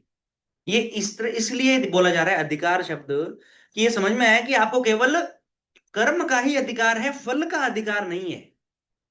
आप ये नहीं कह सकते कि क्योंकि मैंने ये कार्य किया है इसलिए इतना फल तो मुझे मिलना ही चाहिए। ये अधिकार आपका नहीं है, आपको केवल कर्म का अधिकार है। अधिकार हाँ, क्यों? क्योंकि नहीं है क्योंकि कर्म का फल आपके ऊपर डिपेंड नहीं करता है। इस संसार में हम जो कार्य करते हैं उसका फल क्या केवल हमारी मेहनत पे डिपेंड करता है? उससे बहुत सारे फैक्टर्स होते हैं उसके। अभी रिसेंटली मैं कुछ तो अक्षय कुमार का कुछ तो इंटरव्यूज आया, ऐसा ही मुझे भेजा किसी ने। He said, Akshay Kumar is one of the richest Bollywood actors. हाँ, ही सेड कि मेरा यह साक्षात्कार है कि success is equal to 80% luck and 20% hard work. He is claiming it, Akshay Kumar is claiming it कि हार्डवर्क केवल, मैं ना बहुत हार्डवर्क करता हूं लेकिन वो केवल 20% है। और मैं साल में इतना फिल्में करता हूँ, मैं ये करता हूँ, मैं सुबह इतने बजे उठता हूँ, इतने सोता हूँ, अगर वो सब बताता है मैं बहुत मेहनत करता हूँ, परंतु वो केवल 20% है सफलता का। 80% क्या है? लक। अब वो लक बोलते हैं, परंतु लक क्या है? हमारा प्रारब्ध। कृष्णा है that is ultimate cause anyway, but I am the immediate cause. मैं जब कोई कार्य करता हूं तो उसका इमीडिएट कॉज कौन है? मैं हूं, but I am not the only cause. Then there is remote cause. जैसे कि ट्रेन का उदाहरण लेते हैं। ट्रेन के अंदर सबसे पीछे वाला एक डब्बा है, वो चल रहा है ना? तो पीछे वाला डब्बा चल रहा है तो उसके आगे वाला डब्बा बोलेगा इसको तो मैं चला रहा हूं, है ना? सही बात है। अगर वो उसके आगे वाला डब्बा छोड़ देगा पीछे वाले डब्बे को, तो पीछे वाला डब्बा चलेगा? नहीं चलेगा, राइट? तो सेकंड लास्ट डब्बा बोलता है कि ये लास्ट डब्बे को मैं चला रहा हूं ट्रेन में। सही भी है, परंतु पूर्ण सत्य नहीं है। इमीडिएट कॉज सेकंड लास्ट डब्बा है, परंतु एक रिमोट कॉज है उसके आगे के डब्बे, वो रिमोट कॉज है, उनका भी हाथ है उसमें। अगर उन्होंने छोड़ दिया तो सेकंड लास्ट डब्बा भी, वो भी नहीं चलेगा फिर। परंतु अल्टीमेट कॉज क्या है? इंजन। वो कौन है? वो कृष्ण है। ठीक है, तो इंजन ने अगर कृष्ण सैंक्शन करेंगे तो फल मिलेगा, परंतु कृष्ण के सैंक्शन के बाद में, है ना? तो पहले तो इमीडिएट कॉज, मैं कार्य करूंगा तो फल आएगा, हाँ, परंतु इट इज ओनली 20% और वट एवर। उसके बाद में स्थिति क्या थी, समय क्या था, लोग कौन इन्वॉल्व थे, किसने मेरा सपोर्ट किया, किसने अपोज किया, है ना? ये सब है रिमोट कॉजेस। तो ये भी हाथ, ये इनका भी है रिजल्ट में हाथ। और ultimate cause is Dev, Krishna, if he sanctions. ठीक है, इसलिए ये बोला जा रहा है कि आपको केवल कर्म का अधिकार है, फल का अधिकार नहीं है। हम कहते हैं कि देखो मैंने 4 घंटा कार्य किया, आप मुझे, या मैंने 30 दिन काम किया, मुझे सैलरी दो। नहीं, कंपनी बैंकरप्ट हो गई। और काम के फिर भी सेल्स नहीं चला तो इंक्रीमेंट ही देता है। अभी सुबह ही मैंने एक आर्टिकल पढ़ा, एक कंपनी रातों रात, कल रात को एक कंपनी ने, कंपनी के स्टार्टअप फाउंडर ने एक जूम कॉल करके सबको बोला कि हमारे पास अब पैसा नहीं है चलाने का, कंपनी चलाने का, तो कल से कंपनी बंद, मतलब आज से कंपनी बंद। कल तक जॉब में थे ये सारे लोग, आज से कंपनी बंद, सारे जॉबलेस हो गए। तो कर लो मेहनत कितनी करनी है, पर नहीं मिल रहा है रिजल्ट। क्यों? क्योंकि there are higher powers, there are other situations, right? तो फल का आपको अधिकार नहीं है, इसलिए फल की इच्छा चिंता मत करो। तो फल कैसे? तो पहली बात तो योगी यदि है तो योगी फल की इच्छा नहीं करता, ये योगी की बात हो रही है। ठीक है, अब हम बोलेंगे प्रभु हमें तो फल चाहिए तो हम क्या करें? राइट? तो उसकी चर्चा करेंगे हम। ठीक है, और माँ कर्मफल हेतु, तो माँ आप कर्म का फल का जो कॉज है वो आप नहीं हो, वो समझ में आ गया? ठीक है, परंतु ये सोच के यदि आप बैठ जाओ कि अब कर्म करने का फायदा क्या, जब मुझे कर्म तो करना है परंतु फल तो मुझे अधिकार है नहीं, और मैं कारण भी नहीं हूं फल का, तो मैं नहीं करता कर्म। तो कृष्ण कह रहे हैं मां ते संगोस्तु अकर्मणि, कर्म नहीं करूंगा ऐसा अटैचमेंट भी मत रखो, इससे आप संग मत रखो, ऐसा ही विचार मत पालो कि कर्म नहीं करूंगा, कर्म तो करना पड़ेगा। तो ये अब कैसे रिकंसाइल होगा? एक स्टूडेंट है, उदाहरण लेते हैं स्टूडेंट से, फिर प्रोफेशनल लाइफ पे आते हैं है ना? तो एक स्टूडेंट है, right? He has a right to study, उसको पढ़ने का अधिकार है। परंतु यदि मैं रोज 14 घंटा पढ़ रहा हूं तो मेरा 99 परसेंटाइल आना ही चाहिए, ये कोई निर्धारित नहीं कर सकता। ठीक है। परंतु एक ये भी है, कर्म का अधिकार है, लेकिन again coming back to the animalistic life discussion, right, student को पढ़ने का अधिकार है, उसको पढ़ना चाहिए, उसका prescribe duty is to study. परंतु इसका अर्थ ये नहीं कि 24 घंटे पढ़ रहा है, खाना नहीं खा रहा, स्नान नहीं कर रहा, बाकी कुछ और कार्यकलाप नहीं कर रहा है, सो नहीं रहा है ना, 24 घंटे पढ़ने से नहीं होगा। तो what is the dutiful study, that much you should do, may be 8 घंटा 10 घंटा, कभी कॉम्पिटेटिव एग्जाम में 12 घंटा 14 घंटा, राइट। और in other words, balance your bodily and the needs of the body and the mind. अगर एक विद्यार्थी वो नहीं करेगा तो 24 घंटे पढ़ के भी कुछ नहीं होने वाला। इसलिए बताया जा रहा है कि फल इतना भी तुम्हारे हाथ में नहीं है कि तुम 24 घंटे पढ़ोगे तो कुछ हो जाएगा, तो इसलिए मत करो। Don't become an animal for the results. Result will come as per your प्रारब्ध। The remote cause is the ultimate cause. You do dutiful study. ठीक है। So follow, so professional life में भी same, the promotion will not happen if I work 24 hours, 20 hours, 18 hours. केवल इसके लिए promotion नहीं होगा। there are so many factors and those who are managers in corporate, कौन कौन है मैनेजमेंट रोल में? विशाल प्रभु है, मैं हूं, अश्विनी प्रभु है, और कोई? ज्ञानंद प्रभु भी हैं। तो when you put a promotion cases, क्या लगता है आपको? आपको पता है ना कि भाई मेहनत कितनी भी कर ले, ऊपर 3 ही प्रमोशन होने हैं। When they put promotion, we get attrition. We get attrition. जिसको होना नहीं होगा तो निकल जाएगी। नहीं, वो तो अलग स्टोरी है, डाइग्रेसिंग। नहीं, पॉइंट क्या है कि प्रमोशन हम बोलते हैं हमारे सबऑर्डिनेट्स को, हमारी टीम्स को, कि हाँ आप ये करो, आपको ग्रोथ के लिए ये करना है, ये करना है, ये स्टेप फॉलो करो, आपका ना ये कमी रह रही है, ये करो। परंतु वो सब कुछ क्लियर करेगा तो प्रमोशन होगा, ये निश्चित है क्या? हम उसको बोलते हैं हाँ हो जाएगा, परंतु हमें पता है ना मैनेजर्स को होगा, क्यों नहीं होगा? पिरामिड है, 4 ही लोगों का होना है, 10 लोगों का होना है, या बजट नहीं है, या कंपनी इस बार परफॉर्म नहीं कर पा रही है, इस बार सब फ्रीज, जैसे लास्ट ईयर हमारे यहाँ पे फ्रीज था, ना किसी का प्रमोशन, ना किसी का सैलरी रिविजन, कुछ नहीं हुआ 2 साल। कर लो मेहनत, है ना? तो इसलिए dutiful work is what we should do. We should understand what is dutiful work, right? Even the human resource this development department in HRD ministry, it has a rule 40 hours a week, इतना काम करो। Healthy work hours मतलब 40 hours week, उतना expectation है, परंतु हम कितना कितना काम कर रहे हैं?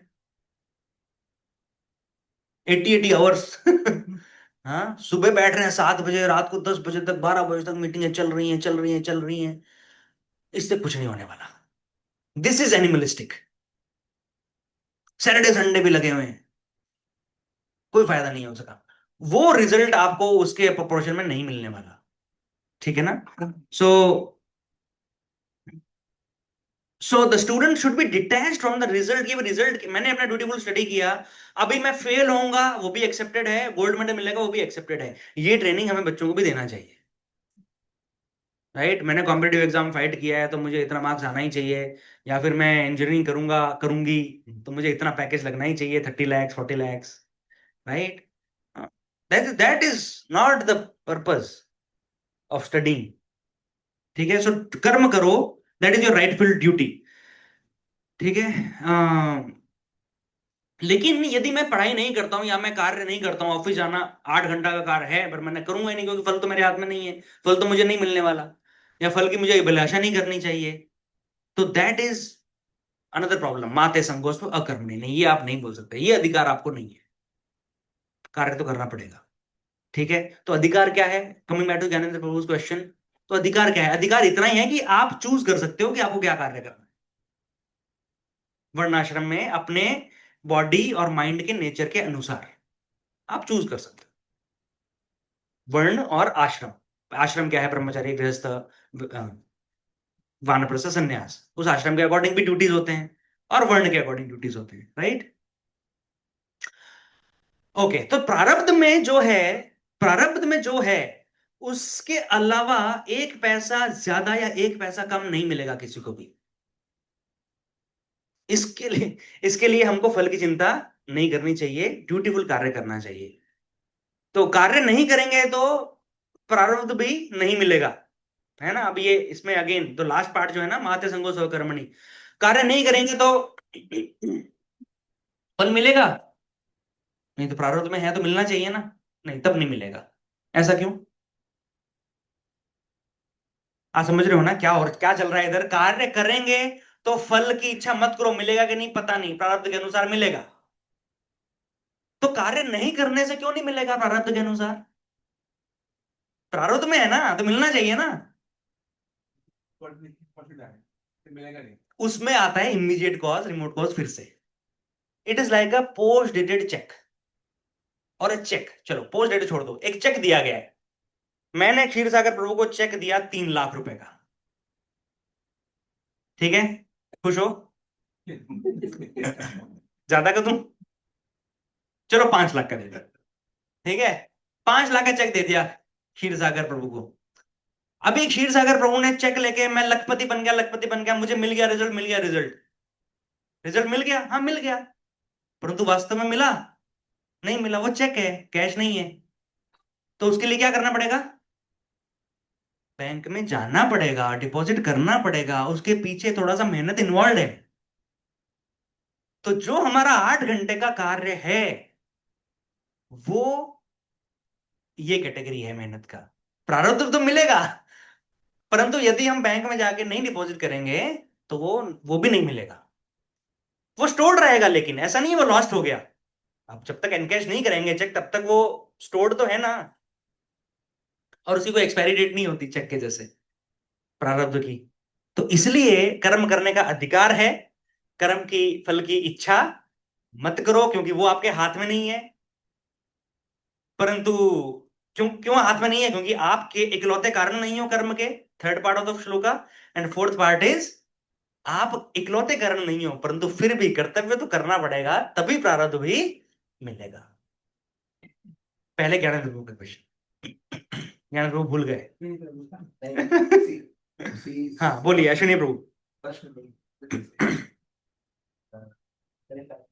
बहुत बड़ा डाउट क्लियर होता है इस पॉइंट से कि पुण्य कर्म पाप कर्म, हाँ उस पे आते हैं। अपनी अपनी स्वतंत्रता है, जो चाहिए वो कर्म करो। इसलिए इस तरह का कर्म करना है वो तो स्वतंत्रता है, वही अधिकार है, वही अधिकार है। गलत सही अंडरस्टैंडिंग। हाँ अभी उस पे आते हैं, थोड़ा और उसका डिटेलिंग करेंगे कर्म क्या है उस पे, ठीक है। But you can choose your work, that right belongs to you. Engineering बनना है, लॉयर बनना है, डॉक्टर बनना है, क्या है, तुम चूज कर लो, ठीक है। ओके तो अभी हाँ, सो द प्रॉब्लम अभी अगेन है ना कि अगर हम 15 16 17 18 घंटे काम कर रहे हैं, लेकिन हमको इसका इतना काम करने के बाद में एनी टाइम एंड एनर्जी कुछ कुछ बचता है हमको फिर कुछ आत्म साक्षात्कार करने के लिए? नहीं बचता। फिर घर पे आते हैं, कुछ माला आदि बची हुई है तो वो ऐसा फांसी के फंदे जैसी दिखाई देती है वो, कि अब ये कौन करेगा, कैसे करेगा, कैसे होगा ये, है ना।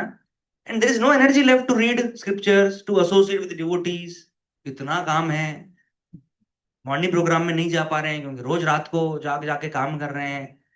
हाँ, तो दिस इसका मतलब ये है कि we have lost the purpose of why we are working and why we have this human life, ठीक है। तो हाँ अभी आज ये अब कलयुग का भी एक देन है कि आज के युग में इतना स्ट्रगल है, इतना स्ट्रगल है कि just to survive there is a lot of hard work involve, just to survive. तो लेकिन हमें डिसाइड करना है वो कि कितना, क्योंकि ये सिलसिला चलता रहेगा जन्म जन्मांतर तक। तो यदि मुझे केवल मिनिमम साधनों में भी जीते हुए यदि मैं आत्म साक्षात्कार कर लेता हूं, then I have won the game of life, है ना। फिर पुनर्जन्म यदि नहीं मिलेगा तो ये सारे बंधनों से, सारे कार्य से छुटकारा मिल गया। पर अदरवाइज इस लाइफ में struggle, and the struggle continues in the upcoming many more lives. So we need to understand that God is the ultimate provider. Ultimately कौन provide कर रहा है? Ultimately कौन maintain कर रहा है हमें? Ultimate cause क्या है? कृष्ण, right? तो जो अन्य जीव हैं, चींटी है, चींटी से लेके हाथी तक, उनको कौन पालन पोषण कर रहा है उनका? तो भगवान कर रहे हैं। तो हमारा क्यों नहीं करेंगे? जबकि हम तो सबसे उत्तम श्रेणी के जीव हैं, ह्यूमन बॉडी, है ना? So the more we put hard work in material life and neglect Krishna, that much Krishna also neglects us. ये यथामाम प्रपद्यन्ते। मॉर्निंग प्रोग्राम में आने को टाइम नहीं है। Neglecting Krishna means neglecting chanting, neglecting morning programme. तो यदि if I make Krishna my priority, then Krishna makes me his priority. Simple है ना? If I don't make Krishna my priority, then Krishna also doesn't make me his priority, right? ये यथामाम प्रपद्यन्ते ताम सदैव भजाम्यहम्। यदि हमारे जीवन में कोई डिजास्टर आया, हम कितना भी कार्य करके, कितना भी धन कमाएं, कितना भी बैंक बैलेंस बना लें, यदि हमको यदि विपदा अगर आनी है, तो क्या हमारा वो बैलेंस हमको बचा पाएगा? राइट? ऐसा चुटकी बजाते ओवरनाइट बैंक बैलेंस खाली हो जाते हैं करोड़ों रुपए के। ऐसे कोई बीमारी आ गई, ऐसा कोई विपदा आ गया, कुछ आ गया है, कोई भूकंप आ गया, आपदा आ गई, राइट? परिवार में किसी की अकाल मृत्यु हो गई, तो ये सब तो हमारे कंट्रोल में नहीं है। Our protection, is it being given by the insurance policy which we have, or the protection is given by Krishna? The protection is given by Krishna. हाँ।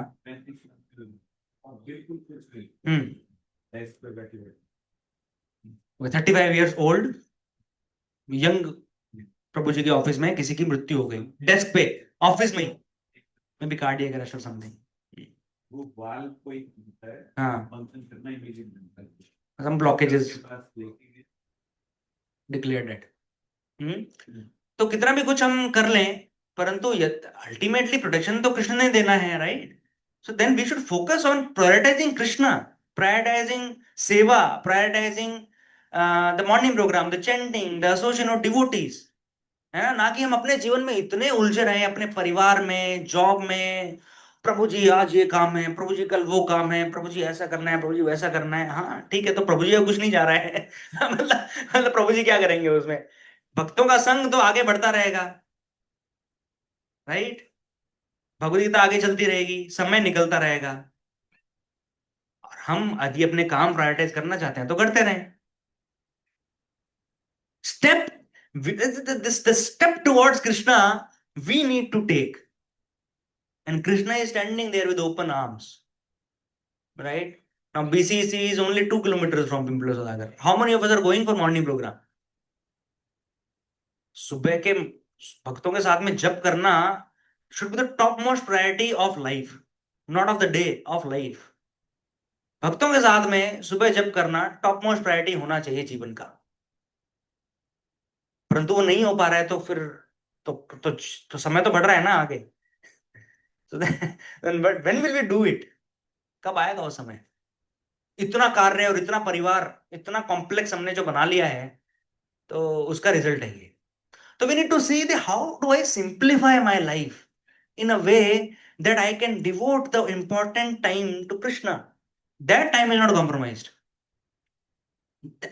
कहीं ना कहीं हमारे जीवन में ही वो कॉम्प्लेक्सिटीज, वो जटिलताएं हमने भरी हुई है, राइट? वो हमको सुलझानी चाहिए कैसे तो करके, है ना? इसलिए सादा जीवन उच्च विचार, जीवन को सादा रखा तो उसमें ही फायदा है। Okay, so now let's come to, okay, we can take example of Prabhupada here, right? Srila Prabhupada was a गृहस्थ, है ना? संन्यास लेने से पहले वो गृहस्थ थे। उनका बिजनेस था pharmaceutical business, chemical factory, and business was business was flourishing, है ना, बहुत अच्छे से फ्लरिश कर रहा था business. Prabhupada used to travel a lot, Mumbai, no, उनका personal driver car in that time Prabhupada used to keep, है ना, so that he can save time, and he used to keep reading, जपा करना है, भक्ति सिद्धांत ठाकुर के आर्टिकल्स पढ़ने हैं। बहुत बिजी स्केड्यूल होते हुए भी, बिजनेस में होते हुए भी, उनको पता चला कि गुरु महाराज वृंदावन यात्रा के लिए लेके जा रहे हैं। ये बात है 1940 के आसपास, राइट, हाँ, है ना, उसके आसपास की बात है। तो प्रभुपाद को पता चला गुरु महाराज वृंदावन यात्रा लेके जा रहे हैं। Immediately he made a plan कि बाकी सब ड्यूटीज, बाकी सब बिजनेस ठीक है, उनको सेटल करते हैं, बट पहले गुरु महाराज के साथ में यात्रा में जाके आता हूँ। एंड देन लीलामृत में विवरण आता है किस प्रकार से भक्ति सिद्धांत ठाकुर का वृंदावन में यात्रा था, कार्तिक मंथ में यात्रा था, फिर वहां पे अलग अलग टेंट्स बने हुए थे, प्रभु जी और माता जी फैमिली वाले भी, वो सब अलग अलग रहते थे उस समय। हाँ, और फिर प्रभुपाद के लेक्चर्स, प्रभुपाद मतलब उनके गुरु महाराज के लेक्चर्स थे, ही हर्ड लेक्चर्स। उसके बाद में उनका 1944 में दीक्षा हुआ प्रयागराज में। तो जो भक्ति सिद्धांत ठाकुर प्रयागराज आए, तो दीक्षा सेरेमनी हुई, तो उसमें अभय चरण इनका नाम डाला गया दीक्षा की लिस्ट में। इसको वहां के गौड़ी मठ के प्रेसिडेंट थे, तो गुरु महाराज ने उनको दीक्षा देगी, हाँ, यस अभय, हाँ, I will give him diksha because he likes to hear, he has interest in shravanam. उसको भक्तों के संग में आके श्रवणम करने का उसका क्वालिटी है, इसलिए मैं उसको दीक्षा देता हूँ। सी, ये सबसे बड़ा क्वालिटी भक्ति सिद्धांत सरस्वती ठाकुर ने देखा प्रभुपाद में। So when we have the opportunity to associate with devotees, to hear Krishna katha, हमको उसको जाने नहीं देना चाहिए। मतलब इतने बार सन्यासीज, इतने प्रगत भक्त आते हैं मंदिर में, कभी उनके स्केड्यूल के हिसाब से, जरूरी नहीं है सारे संडेज को आए, है ना, हम संडे को आते हैं तो हम सब लोग अटेंड करते हैं अच्छे से, परंतु वीकडेज में, यदि कोई वीकडेज में आ गया है तो फिर गोली मारना चाहिए हमको बाकी सारे स्केड्यूल को, पहले वो प्रायोरिटाइज करना चाहिए, इजंट इट? क्योंकि ये संग कब मिलेगा, कहाँ मिलेगा फिर, हाँ। सो that is prioritisation. So do beautiful work, 8 घंटे का job, do what ever is required with with lot of focus and honesty and integrity, we should do that 8 hours of work। परंतु उसमें जो रिजल्ट मिल रहा है, फिर उसमें we should be satisfied। ठीक है, प्रमोशन मिलेगा अच्छी बात है, नहीं मिलेगा कोई बात नहीं। अगर प्रमोशन के लिए प्रिपेयर करना है और कार्य अच्छे से करना है तो 8 घंटे में ही करना है, उसके लिए 10 घंटे 12 घंटे डालने की जरूरत नहीं है। ऑफकोर्स ये हमारा ग्लोबलाइजेशन का एनवायरमेंट है, कंपनियों में काम के पीक्स आते हैं कभी कभी, पर तो पीक टाइम के लिए ठीक है। मतलब I can also understand, being in a software company कभी कभी बहुत टाइम डालना पड़ता है, परंतु then it has to like, कभी तो स्मूथन होना चाहिए ना, ऐसा हमेशा नहीं होना चाहिए कि 14-14 घंटे, 16-16 घंटे काम हो रहा है, राइट। ओके, तो अभी कर्म जो है, अभी कर्म का क्या अर्थ है? कर्म का अधिकार है, आप चयन कर लो कर्म का, परंतु कर्म कहते किसको है? कर्म का मतलब है प्रिस्क्राइब्ड ड्यूटीज, ठीक है, you can note down, karma is equal to prescribed duties. अभी प्रिस्क्राइब्ड मतलब क्या? प्रिस्क्रिप्शन कौन देता है? डॉक्टर देता है। तो ड्यूटीज कौन प्रिस्क्राइब करेगा? शास्त्र, राइट। शास्त्र बताएंगे कि कर्तव्य क्या है, ठीक है। तो शास्त्रों में बताए गए जो कार्य करने हैं, जो अलाउड कार्य हैं, वो है कर्म, ठीक है। तो दैट इज प्रिस्क्राइब ड्यूटीज। तो उसमें हमारा बिजनेस, हमारा कामकाज, हमारा पढ़ाई, स्टूडेंट्स के लिए जो भी है वो सब आ गया उसमें, as long as it doesn't violate the scriptural principles. वो वायलेशन क्या है? रेगुलेटरी प्रिंसिपल्स, ठीक है। तो so that is called capricious work और विकर्म। सो दूसरा शब्द आप लिख सकते हैं विकर्म। विकर्म मीन्स कैप्रिशियस वर्क या फिर विम्सिकल वर्क। विम्सिकल मतलब कि अपने मन में आया वैसा, what ever my mind says I do it. I don't worry about पाप और पुण्य और समथिंग इज गुड और bad. I like it, I want to do it, I do it. That is capricious work or whimsical work, और संस्कृत में विकर्म. ठीक है. सो कर्म और विकर्म. अच्छा, कर्म के अंदर हमारे सारे है ना, हम जो रोजमर्रा है काम, prescribe duties, family obligations, work obligations, ये सब आ गए है ना. इसमें ही हमारा कर्मकांड भी आ गया. कर्म में जो कर्म जो परिभाषा है प्रिस्क्राइब ड्यूटीज में, कर्मकांड भी आ गया. यदि वेदों का हम पालन करके कुछ फल प्राप्ति के लिए कुछ रिचुअल्स, कुछ विधियां कर रहे हैं, वो भी फ्रूटी, क्योंकि शास्त्र ही बता रहे हैं कि ऐसा करो, तो कर्म हो गया. ठीक है. तो कर्म, विकर्म. फिर एक है अकर्म. व्हाट इज अकर्म? अकर्म इज डिवोशनल ड्यूटीज.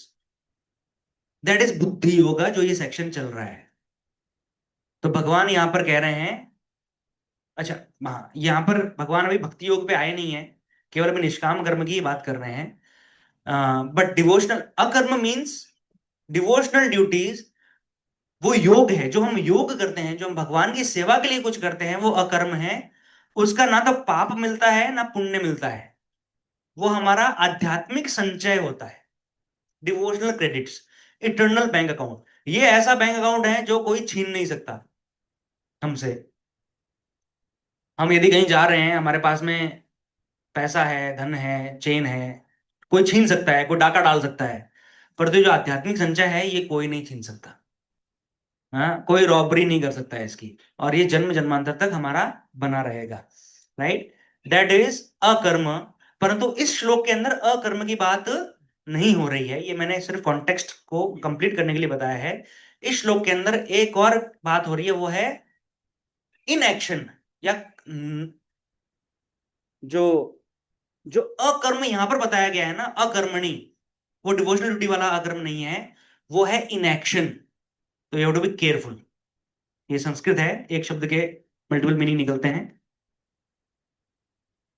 ठीक है. सो यहां पर अकर्म means not doing prescribe duties, मतलब कि not doing anything at all. क्यों? क्योंकि फल तो मिलना नहीं है, या जो प्रारब्ध में है उसके अनुसार कुछ तो मिल जाएगा, तो मैं कर्म नहीं करता. ऐसा नहीं करना है ना. मा ते संगोस्त्व अकर्मणि, not doing anything at all.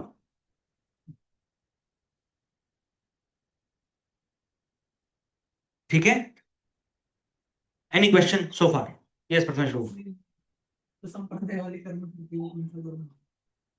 अपसंप्रदाय वाले कर्म करते हैं. कौन सा कर्म करते हैं? कौन सा, मतलब किस कैटेगरी में कर्म के नहीं जो है? संप्रदाय नहीं, एज लॉन्ग एज यदि कोई ऑब्लिगेशंस अपने कर रहा है, रेगुलेटरी प्रिंसिपल्स को ब्रेक ना करते हुए, वो कर्म बोल सकते हैं.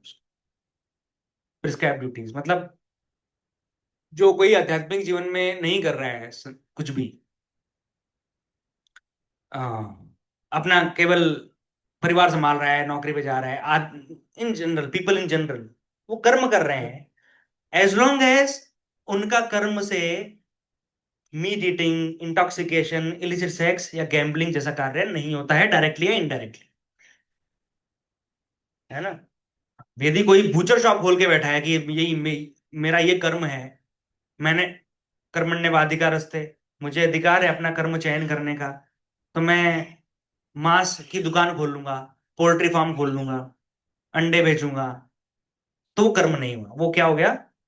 विकर्म. ठीक है. वो तो पाप है ऐसा. कर्म में पाप नहीं होता. ठीक है. मतलब इनडायरेक्ट पाप हो सकता है, डायरेक्ट पाप नहीं होता. इनडायरेक्ट इन द सेंस, जैसे अभी पैसा कमाने में तो पाप तो होता ही है, इसलिए तो बोलते हैं चैरिटी करो, अपने धन को प्यूरिफाई करने के लिए दान दो, भगवान की सेवा में लगाओ, तो प्यूरिफाई होता है वेल्थ. तो उस लेवल का पाप तो मिलता है indirectly. But otherwise he is not engaging in those sinful activities. That is prescribe duties कर्म. क्योंकि परिवार का पालन करना भी प्रिस्क्राइब ड्यूटी है ना, शास्त्रों ने बताया है ना, परिवार चलाना है. परंतु 24 घंटे परिवार के ड्यूटी करना है, ये नहीं बताया शास्त्र में. बैलेंस करना है. 8 घंटा काम, 7-8 घंटे का सोना और अपना बाकी कार्यकलाप करना, 2-3 घंटा 4 घंटा फैमिली करना, पर बाकी का जीवन आध्यात्मिक भी करना, ये बैलेंस है। ठीक है, और कोई प्रश्न? हाँ, ज्ञानेंद्र प्रभु, बहुत प्रश्न है। इस धर्म में मीटिंग अलाउड रहता है, हाँ तो धर्म में अलाउड नहीं है, उधर में इसको विकास में हम लोग कैटेगराइज करेंगे, पर उनके धर्म के हिसाब से किस तरीका कर्म। हाँ, गुड क्वेश्चन। तो किसी किसी धर्म में मीट ईटिंग इज अलाउड, तो वो कर्म है या नहीं है? हिंदू धर्म में, तो हिंदू धर्म में भी अलाउड है meat eating with the particular ritual, right? तमोगुण का जो एक विधियां हैं उनके अनुसार वैसे करके मांस खाया तो फिर अकर्म विक्रम नहीं है, वो तो पाप नहीं मिलेगा। ठीक है, हाँ, मतलब रिलायंस में जाके टाटा स्टार में जाके चिकन खरीद के लाके खाएंगे तो पाप लगेगा, परंतु यदि बलि देकर और जो जो भी विधियां हैं उसके अनुसार यदि करके खाएंगे, मांस भक्षण करेंगे, तो पाप नहीं लगेगा, क्योंकि प्रिस्क्राइब ड्यूटी हो गया, प्रिस्क्राइब्ड है ऐसे कर लो, तो कर लिया। ठीक है, वो हलाल बोलते हैं नहीं का हाँ, तो वो हलाल, हाँ, अगर हलाल के सारे नियम पालन कर रहे हैं यदि मुस्लिम, तो नहीं लगेगा उनको पाप। इसमें वो ये भी नहीं थे, हम्म, तो ये रहते हैं कि इसने इसकी मांग को फिर से ये जला नहीं, वो होगा, वो तो उसमें ओके, तो वही है ना कि वो सच में धर्म है या वो भी हाँ, ओके ओके ओके, एक एक करके लेते हैं। तो प्रथम श्लोक का क्वेश्चन है कि तो जो जो नियम है कि मैंने जिसकी हत्या की है वो मेरी हत्या करेगा अगले जन्म में, तो बलि देकर किया ऐसा, तो वो नियम लागू होता है क्या? तो वो नियम तो लागू होगा ना। तभी सिर्फ पाप नहीं है, मतलब आपको नरक में नहीं भेजेंगे। ठीक है, आपको तेल की बड़ी कढ़ाई में डीप फ्राई नहीं करेंगे, आपको वो कबाब की सलाखें डालकर आपको टिक्का नहीं बनाएंगे आपका, परंतु हाँ, बारबेक्यू बारबेक्यू नहीं करेंगे आपका, परंतु जो ये जो साइकिल, क्योंकि ये भी तो दिया ही हुआ है ना, जो वो बलि दे रहा है उसके मंत्रों के अंदर ये लिखा हुआ है कि यदि मैं आज मैं बलि दे रहा हूं और मैं ये एक्सेप्ट करता हूं, it's like a signed document, कि मैं एक्सेप्ट करता हूं कि अभी मैं इसकी बलि दे रहा हूं और नेक्स्ट लाइफ में ये मेरी बलि देगा, आई एक्सेप्ट इट। तो वो मंत्रों में ही है वो, माम सह, माम सह, माम सह। ये मांस खाते हैं ना, मांस, मांस का अर्थ क्या है? मांस, ये शब्द जो है ना, ये माम सह, ये मंत्र से आया है, ये मंत्र है एक्चुअली। माम सह मतलब क्या? माम सह, इसकी मैं बलि दे रहा हूं, सह मैं हूं, अभी मैं इसकी बलि दे रहा हूं, नेक्स्ट लाइफ में हम अपना पोजीशन चेंज कर लेंगे, मैं उधर खड़ा हूंगा बकरे के रूप में, और ये बकरा मुझे और ये बकरा मनुष्य बनेगा और मुझे काटेगा। तो वो तो है ही, दैट रूल अप्लाइज। हाँ, आप क्या बोल रहे थे? नहीं, मैं ये कह रहा हूँ कि वो भी एक डिबेट है ना कि जो इस पे धर्म की बात हो रही है वो सच में धर्म है, धर्म तो हाँ, नहीं नहीं, so debate, okay, Prabhupada said if you are a Christian follow Bible properly, if you're a Muslim you follow your Quran properly, if the religions are given by God, yes, based on the level of the audience, DYS 6 है ना?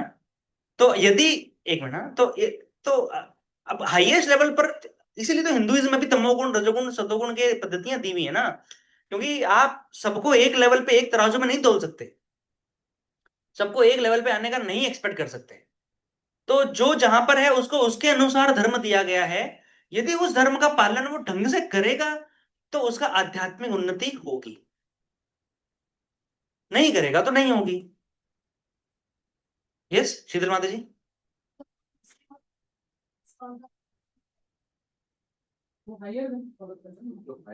वो तो बहुत सारे हैं ऐसे मुस्लिम भक्त, बहुत सारे हैं इस्कॉन में, अनेकों हैं। क्रिश्चियंस तो हैं ही, आपको पता ही है, मुस्लिम भी बहुत सारे हैं, क्योंकि उनका स्पिरिचुअल एलिवेशन हो गया, अभी उनको समझ में आ गया कि हाँ, अभी ये मुझे ये धर्म जो है ये यही इसी प्रकार के इतना ही साक्षात्कार दे रहा है, भगवत साक्षात्कार, आत्म साक्षात्कार, इसके ऊपर क्या है? तो वो सत्य की खोज करते हैं, उनको मिलता है सत्य, परमात्मा उनको गाइड करते हैं, बराबर किसी वैष्णव के पास लेके आते हैं, और फिर मुस्लिम लोग कन्वर्ट किया था। ठीक है, Okay, what else? हाँ हाँ लाइफ कितना खाया लेकिन वो कैसे उसका ऋण चुकाएगा अगली लाइफ उतने जीवन, उतने जन्म लेने होंगे और उतने जन्मों में उतनी बार उसकी हत्या, उसकी बलि दी जाएगी। और यदि किसी ने गौ हत्या की है तो शास्त्र बताते हैं कि गौ हत्या करने वाले को उस गाय के शरीर पर जितने रोम, जितने बाल थे, उतने जन्म वो लेगा और उतने जन्म में उसको अपनी माता के गर्भ में ही मृत्यु का सामना करना पड़ेगा। या तो वो माता अबॉर्शन करा देगी, नहीं तो मिसकैरेज होगा, कुछ तो होगा। इतने जन्म। हाँ, क्या बोल रहे थे माता जी आप? सॉरी। ऐसा भी तो हो सकता है कि एक ही जन्म में सब मिलकर उसको मारे। अभी वो प्रकृति डिसाइड करेगी अब क्या है। भक्त बन गया था लेकिन वो बहुत पाप किया था, उतना लोग 99 लोग उसको एक साथ मारने आए थे। हाँ, तो बोले भगवान ने ऐसा कौन सा काम किया था कि मुझे 99 लोग एक साथ मार रहे थे। हाँ। बोले तुम बहुत को हत्या किया था तो मैं तुझे ये अंतिम जन्म दे रहा हूँ, इसलिए 99 लोग एक साथ ही मार रहे थे। हाँ, क्योंकि भक्ति जब भक्त बन जाते हैं ना तो रूल्स चेंज हो जाते हैं, फिर कृष्ण कंट्रोल करते हैं सारा। फिर कृष्ण जो है वो फास्ट ट्रैक कर देते हैं हमारा प्यूरिफिकेशन, जो है ना, हमारा कर्मा का ख्याता से भगवान कृष्ण वो ऐसा भक्त बनने के बाद हमारा बहुत सारा कर्म तो नष्ट ही हो जाता है, पाप वगैरह जो है ना नष्ट हो जाता है। परंतु हमारे शुद्धिकरण के लिए भगवान फिर भी हमें थोड़ा थोड़ा कुछ दे देते हैं ताकि हम सही रास्ते पे बने रहें, हमें विनम्र विनम्र बने रहें। भगवान तो हटा भी सकते हैं ना, सिस्टम तो उनका बनाया हुआ है। राष्ट्रपति यदि चाहे कि भैया इस क्रिमिनल को छोड़ दो जेल से, इसको पद्मश्री दे दो, तो देना पड़ेगा गवर्नमेंट को, राष्ट्रपति ने बोल दिया। उसी प्रकार से कृष्ण यदि चाहें तो वो सारा पाप साफ करके और हमको सीधा गोलोक ले जा सकते हैं। परंतु ये हमारे शुद्धिकरण के लिए और हमारा भगवान के प्रति दृढ़ता, हमारी अनन्य भक्ति बनी रहे। हमें छोटे मोटे टेस्ट आते हैं जीवन में ये समझने के लिए कि मैं कितना भक्ति कर रहा हूं, मेरा डेप्थ कितना है भक्ति में, इसलिए वो सब होते हैं। अदरवाइज ये उदाहरण मैं नहीं देना चाहूंगा क्योंकि फिर ये अच्छा उदाहरण है, लेकिन उसमें यही है कि भगवान ने फास्ट ट्रैक कर दिया कि चलो ठीक है, तुम्हें 99 जन्म लेने थे, मैं तुमको एक जन्म में ही हटा देता हूँ। परंतु भगवान चाहते तो वो एक जन्म में भी देने की जरूरत नहीं थी उनको। 99 लोग मारने जो आए ना, भगवान उसको भी हटा सकते हैं, उनके लिए कोई बड़ी बात नहीं है। ठीक है। हाँ जी माता जी।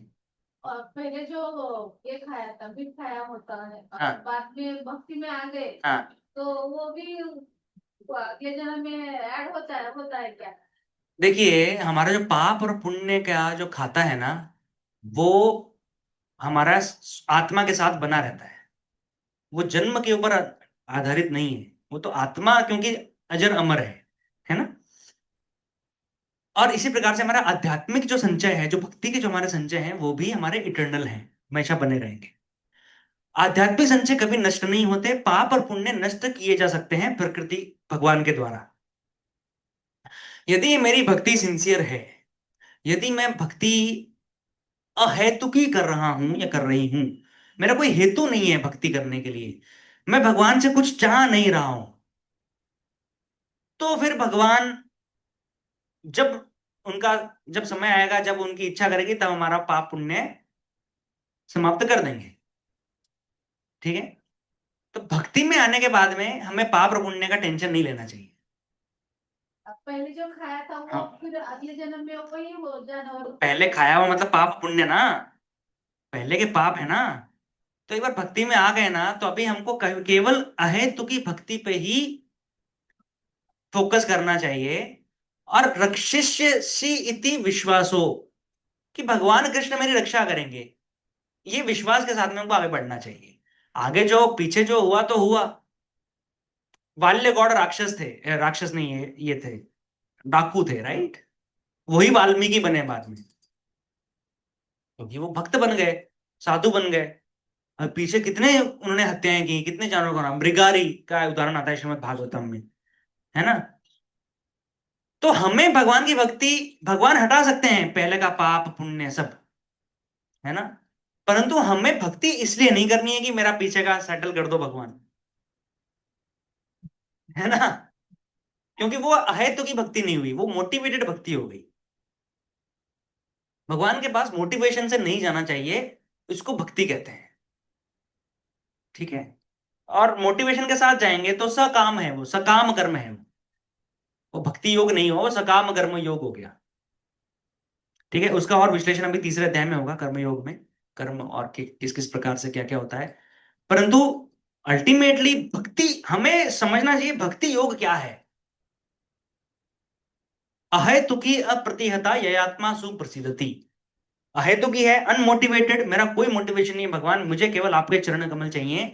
भगवान के चरण कमल मतलब भक्त, भगवान के चरणों का संग करना मतलब किसका संग करना, भक्तों का संग करना। क्यों? क्योंकि भगवान के चरणों में कौन है, भक्त है, राइट। तो बिना किसी मोटिवेशन के कभी कभी बिजनेस करने लोग आ जाते हैं इस्कॉन में, यार ये बड़ा अच्छा बड़ा कम्युनिटी है, सीधे लोग हैं, वहां पर जाके मेरा बिजनेस बड़ा अच्छा हो जाएगा, मैं कोई आयुर्वेद का मेरा बिजनेस है तो मैं वो कर लूंगा, वो दवाइयां बेच लूंगा, है ना, या फिर मुझे ट्यूशनें मिल जाएंगी भक्तों से, है ना, बिजनेस मिल जाएगा। तो भगवान देख रहे हैं वो सब, हम भगवान को चीट नहीं कर सकते, है ना। बिजनेस करने आए तो बिजनेस मिल जाएगा भक्तों से, परंतु भगवान नहीं मिलेंगे, कृष्ण नहीं मिलेंगे, और जब तक कृष्ण नहीं मिलेंगे तब तक इस संसार के अंदर सड़ना पड़ेगा, ठीक है। सो इसलिए बुद्धि योग मतलब कर्म का फल छोड़ दो, भक्ति योग मतलब जो करो वो भगवान के लिए करो, ये दो डिफरेंस है। और अहेतु की करो, एक्चुअली अहेतु अहेतु की तो इसमें भी आ गया ना, क्योंकि अगर कर्म का फल मैं छोड़ देता हूं तो हेतु नहीं है मेरा कर्म करने का, मैं कर्म कर रहा हूं क्योंकि मुझे करना है, ये शरीर दिया है तो कुछ तो करना है, 8 घंटे I have to be busy, we have to go to the job with this mind set, I have to be busy for 8 hours, not because I have to pay EMIs, I have to earn money वगैरह, वो नहीं। क्यों? क्योंकि भरण पोषण के लिए कार्य करने की आवश्यकता नहीं है। इतने सारे लोग हैं जो, हमारे ब्रह्मचारी को देख लो, वो तो नहीं करते, वो तो जॉब पे नहीं जाते, उनका पालन कौन कर रहा है, कौन कर रहा है, भगवान कर रहे हैं। कोई कह सकता है अरे प्रभु जी हम कितना कार्य करते हैं, फिर पैसा कमाते हैं, फिर हम उस पैसे से डोनेशन देते हैं, इसलिए ये इनका भरण पोषण हो रहा है ब्रह्मचारियों का, साधुओं का। नहीं, आप मत दो आप देख लो मत देखे, और आपके जो मित्रगण हैं, आपके सारे जो हैं, आप सबको मना कर दो, किसी को डोनेशन नहीं देना, देखते हैं क्या होगा। जब प्रभुपाद गए थे ना USA, 40 रुपए थे उनके पास, 40 रुपए में अमेरिका 1965, उनको तो किसी ने डोनेशन नहीं दिया था, उन्होंने तो, उनका भी भरण पोषण भगवान ने किया है, और इतने सारे भक्त, इतने सारे अनुयायी उनको दिए बाद में, और वहां पर जाके क्या विपदाएं कम आई थी, आप लीलामृत आप पढ़ ही रहे हो तो आपको पता है, राइट, कितनी विपदाएं आई थी प्रभुपाद को, हार्ट अटैक्स आए थे उनका, किसी ने अटैक किया था मारने के लिए, घर से बाहर निकल गए थे, जहां पे किराए पर रह रहे थे, किराया, कल का किराया कैसे आएगा पता नहीं था। हमें लगता है कि हम मंदिर चला रहे हैं, हमारे दान से कुछ हो रहा है हाँ, so of course we should maximise our donations to the temple, क्योंकि वो मैक्सिमाइज करने से हमारा ही भगवान के प्रति हमारा भाव, हमारा जुड़ाव बढ़ता है। हाँ, और हमको ये नहीं देखना चाहिए कि और कोई कितना दे रहा है, हाँ मतलब अधिक दे रहा है तो उसको देखना चाहिए कि देखो वो कितना कर रहा है, मुझे भी उस लेवल पे जाना चाहिए, है ना। परंतु ये नहीं देखना चाहिए कि अरे वो भी नहीं दे रहा तो मैं क्यों दूं, क्योंकि आपका कृष्ण के साथ में कनेक्शन आपका कनेक्शन है, जो जितना सेवा करेगा, जो जितना अपना अपने आप को समर्पित करेगा भगवान के प्रति, उतना उसका आध्यात्मिक प्रगति होगा। अब ये कोई बात थोड़ी है कि वो भगवत धाम नहीं जा रहा तो मैं क्यों जाऊं, नहीं, आप तो जाना चाहते हो ना, आपको तो जल्दी जाना है ना, तो आप जाओ जल्दी। तो जितना फल मिला है कार्य का, जितना अधिक भगवान को दे देंगे उतना हमारा स्पीड बढ़ जाएगा, ठीक है, कार्य का फल है। Another point is we have to work 16 hours 18 hours to survive, because we don't spend time in bhakti. देखो, इस संसार में रह के मेहनत तो करना पड़ेगा, ये संसार का नियम है, और जितना कलयुग जैसे जैसे बढ़ रहा है, मेहनत अधिक अधिक अधिक बढ़ती जाएगी। Struggle to survive. परंतु जीव के पास में ये चॉइस है कि मैं वो मेहनत कहां पे करूं। मैं ऑफिस जाके 18 घंटे काम करूं, या मैं 18 घंटे फिर भी मैं बहुत घिस दूं अपने आप को, परंतु भगवान की सेवा के लिए, ना कि किसी वैश्य की सेवा के लिए। 8 घंटा जॉब किया, परंतु ऐसा नहीं कि 10 घंटा आराम कर रहे हैं, घर में बैठ के सो रहे हैं। नहीं, उसमें फिर घिसना चाहिए अपने आप को आध्यात्मिक प्रगति के लिए, है ना। टीचिंग सेवा, fund collection seva, decoration seva, so many sevas are there in the temple, and you see devotees, कितना मेहनत। Backup seva, so many of you go to backup sevas, right? Mata ji go for garland seva, dressing seva, and so on. It is difficult to reach 4:30 in the morning to dress the deities. It's difficult, and then till 7 o'clock you are in the altar. फिर आपका जपा बचा है, और ये मेहनत है ना उसमें। फिर आपका आगे का जो दिन है, आपको ऑफिस भी जाना है, बच्चों का टिफिन बनाना है, स्कूल भेजना है, वगैरह वगैरह वगैरह, राइट? तो जपा बाद में होगा वगैरह। वो स्ट्रगल है ना, that struggle is worth it. वो स्ट्रगल करना है, हमको करना ही चाहिए। We should struggle in devotional service, struggle in Krishna consciousness. यदि जीवन आराम से चल रहा है ना, उस जीवन पे धिक्कार है, उस जीवन पे धिक्कार है। इतना कार्य होना चाहिए, इतना सेवा होना चाहिए हमारे पास कि हमारी नींद नहीं हो रही है पूरी। हमको सोने के लिए समय निकालना पड़ रहा है, बैलेंस करना पड़ रहा है, सोचना पड़ रहा है, मैं अभी अभी 2 घंटे सो जाऊं, फिर मैं बाद में ये कार्य करता हूं, मतलब बैलेंसिंग। ये हमको every day we should face this problem कि मेरा ये काम छूट रहा है, ये मेरी सेवा छूट रही है। इतना लोड करना चाहिए अपने आप को। हम क्या कर रहे हैं? क्योंकि हम नहीं कर रहे हैं, इसलिए हमको भौतिक संसार में मेहनत करा रही है फिर प्रकृति। देखो, मेहनत करनी पड़ेगी। भौतिक संसार में नहीं करेंगे, मतलब आध्यात्मिक संसार में करेंगे ना, तो भौतिक में नहीं करनी पड़ेगी, क्योंकि 24 घंटे आपके पास में है। वो 24 घंटे have to be filled in, वो फिल तो होने हैं। तो हमारी समझदारी इसमें है कि हम उनको कृष्ण से भर दें। कृष्ण से नहीं भरेंगे तो इस संसार के जो म्लेच्छ और यवन और चंडाल जो है ना, वो अपनी सेवा में लगाए रखेंगे आप। ये मेरा साक्षात्कार भी है और मेरा ये ऑब्जर्वेशन भी है, ठीक है। 1 बजे तक काम करना पड़ रहा है तो पड़ रहा है, ठीक है, होता है कभी कभी। परंतु इसका मतलब ये नहीं है कि मैं दूसरी सेवा छोड़ दूं, प्रभु जी अभी बहुत बहुत सेवा, बहुत काम हो रहा है, नहीं। तो वी हैव टू डिसाइड, ठीक है। I just give this one example कि लास्ट 2-3 वीक से, so I am conducting the class, right?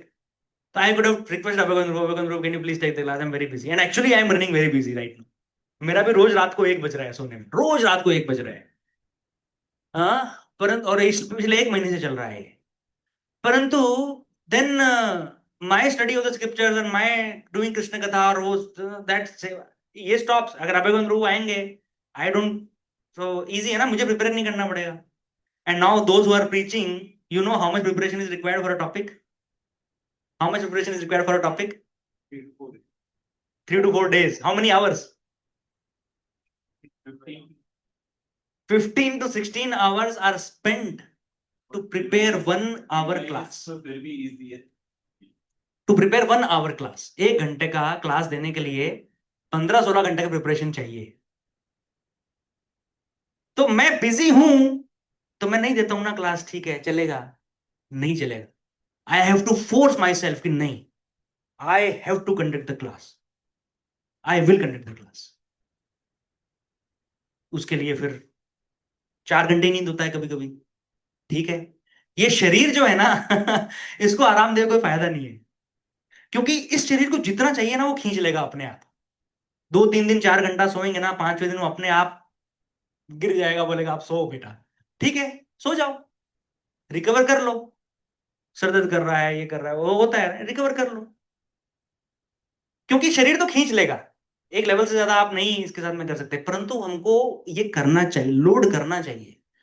ये क्या बात हुई कि प्रभु जी हमारे ये सब चल रहा है लाइफ में, ये मैं ये कर रहा हूँ, वो कर रहा हूँ, तो हम क्लास में नहीं आएंगे, हम सेवा में नहीं आएंगे, मॉर्निंग प्रोग्राम में नहीं आएंगे, या शास्त्र नहीं पढ़ेंगे, या व्हाटएवर, राइट? दैट मीन्स हमें कंफर्ट चाहिए लाइफ में, कंफर्ट लेके भगवत धाम नहीं मिलेगा। और अगर कंफर्ट में रहना चाहेंगे तो ये आध्यात्मिक संसार हमको उलझा लेगा। आप सोच लो, आप कभी आराम से बैठ पाए हो अपने जीवन में? कभी बैठते हो क्या आप? नहीं बैठते ना कुछ ना कुछ तो काम लगा रहता है ना, तो वो लगा ही रहेगा, वो काम नहीं कम होगा, उसको निग्लेक्ट करना पड़ेगा। भौतिक कार्य को एक लेवल से ज्यादा अगर वो बढ़ रहा है, neglect it, ignore it, ignore it, आध्यात्मिक में करने लग जाओ, होता रहेगा, चलता रहेगा अपने आप। ठीक है, so that's the point of this verse. कर्मण्यवाधिकारस्ते मां फलेषु कदाचन मां कर्म फलेतुर्भु मां ते संगोऽसि अकर्मणि। आगे के श्लोकों में भगवान बताएंगे अब ये योग क्या होता है और ये योगी कैसा दिखता है, हाँ, इसके कार्यकलाप क्या होते हैं, तो आगे के श्लोक होंगे तो इनकी चर्चा आगे के सत्रों में की जाएगी। हाँ, तो अंत में बस एक लाइन में समाप्त करते हैं कि समाज ये समझता है कि ये जो श्लोक है ये भगवत गीता का पूरा सारांश है ना, परंतु भक्तों को ये समझना चाहिए कि भगवत गीता का सारांश ये श्लोक नहीं है, भगवत गीता का सारांश एक दूसरा श्लोक है। वो क्या है? Very good. सर्वधर्मान परित्यज्य मामेकम शरणं व्रज अहम त्वाम सर्व पापेभ्यो मोक्षयिष्यामि मा शुचय, है ना, वो माता जी के प्रश्न का उत्तर है ये, अहम त्वाम सर्व पापेभ्यो, मैं तुम्हारी सारे पापों से मुक्त कर दूंगा तुम्हें और तुम्हें मोक्ष दे दूंगा, मा शुच, चिंता नको। ठीक है, so this shloka should is what we should base our life upon, सर्वधर्मान परित्यज्य। ठीक है, सर्वधर्मान का मतलब सभी धर्म, मतलब क्या? whatever I think is necessary whatever I think is important, leave it, and whatever I think is not important, that also leave मतलब leave everything, just take Krishna, माम एकम शरणं व्रज। ओके, श्रीमद् भगवद गीता की जय, श्रील प्रभुपाद की जय। Thank you very much. Oh, any question online, devotees? Sorry, I didn't ask.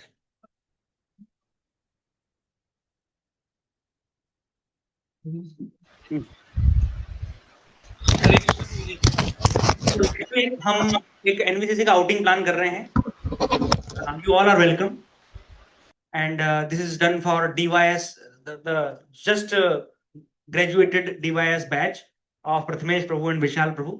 तो एक outing plan कर रहे हैं, तो नेक्स्ट वीक में हम ये क्लास नहीं करेंगे। आउटिंग का टाइम है शाम को 3 बजे, हमको एनवीसीसी पहुंचना है और उसके बाद में temple tour and Darshan and everything, वहां पे क्लास होगा एंड डिनर होगा वहां पर। इस आउटिंग का फीस है 200 रुपया पर person, it's just the prasadam fees, और बाकी तो कुछ है नहीं उसमें खर्चा। 200 rupees per person. You all are invited if you want to come, especially those who have not come to any outing till now, they should come, right? DYS के बाद में काफी सारे आउटिंग आपके मिस हुए हैं, तो ये क्योंकि ये DYS के बाद में एक आउटिंग इंपॉर्टेंट होता है, राइट? तो क्षीर सागर प्रभु, अश्विनी प्रभु, well, माता जी, you want to come, then come, right? And yeah, others can decide. Those who are in the counseling group, they can decide if they want to come or not. ठीक है, online वाले भक्त भी स्वागत है उनका, अगर वो आना चाहते हैं तो। Kalpana Mata ji, Hari Prabhu, you can plan, I think आपका भी कोई आउटिंग हुआ नहीं है इसका डिवाइस के बाद का। Yes Prabhu. Okay, thank you. हाँ रवि प्रभु, आप कुछ बोल रहे थे? यस प्रभु जी। प्रभु जी, मेरा एक क्वेश्चन था कि आपने पहले बताया था अकर्म में कर्म और कर्म में अकर्म करना, तो प्रभु जी इसको थोड़ा सा एक्सप्लेन करिएगा, मेरे को थोड़ा समझ नहीं आया। हमें क्या करना चाहिए, कर्म में अकर्म करना चाहिए या अकर्म में कर्म करना चाहिए हमें? ओके ओके प्रभु, सो हमको see when we are in devotional life ना, हमको सब कुछ भक्ति करना है। अब वी आर इनटू भक्ति योग, ये समझो, है ना? हमको जो भी करना चाहिए भगवान की सेवा के लिए करना चाहिए। अब ऐसी काफी सारी बातें काम है जो हम भगवान की सेवा के लिए डायरेक्टली नहीं कर सकते, जैसे ऑफिस जाना है। ऑफिस जाना भक्ति योग है क्या?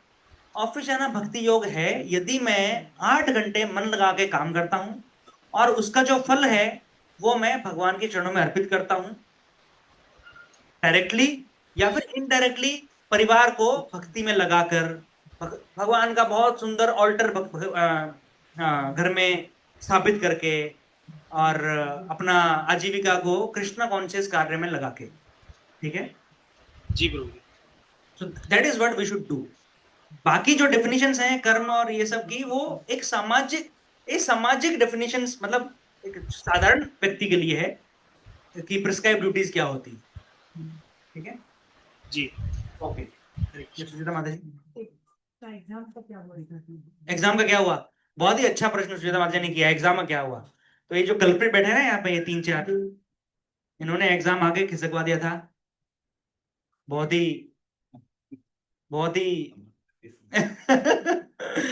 ठीक है, मैं ज्यादा उसको एडजेक्टिव नहीं देना चाहता, परंतु अभी we are thinking will keep exam after Janmashtami, क्योंकि उसके पहले समय नहीं मिलेगा उससे, सेवाएं भी बहुत सारी हैं। ठीक है, जन्माष्टमी के लिए अब 1 महीना बचा है। मेरा आपसे हाथ जोड़कर अनुरोध है, विनती है, कृपया फंड कलेक्शन करें। जन्माष्टमी का फंड कलेक्शन बहुत ही पुअर चल रहा है। आपका स्वयं का भी जो बजट है उसके अनुसार दान कर दें। उसका मैं डाल चुका हूँ ग्रुप पे लिंक्स वगैरह। ठीक है, तो और दान इकट्ठा करें, लोगों के पास में जाकर मैसेजेस करके उनसे कृपया दान लाइए, क्योंकि we are very behind from our targets. ठीक है, यस, आ जाओ बच्चा पार्टी।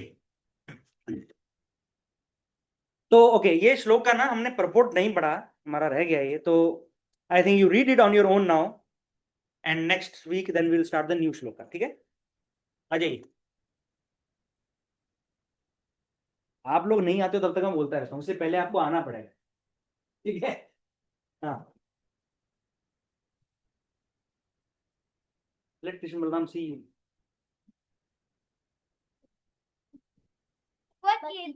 Chapter Lok number 3.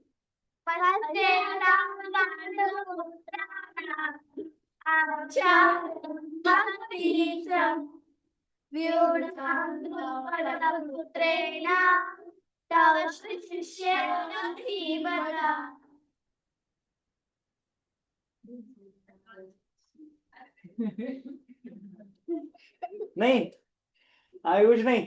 ठीक है, थैंक यू। हरि बोल, हरि बोल, हरि बोल, हरि बोल। Remembering the translation is very easy, करना चाहिए। अभी और समझ आ रहा है इसलिए मैं नहीं बोलता। पश्चैताम, देखकर, किसको? पांडु पुत्राणाम, पांडु के पुत्रों को। ठीक है, anyway thank you, let's prepare for lunch. महाप्रसाद अपने आप गाइए, बहुत लेट हो गया। Thank you, Hare Krishna.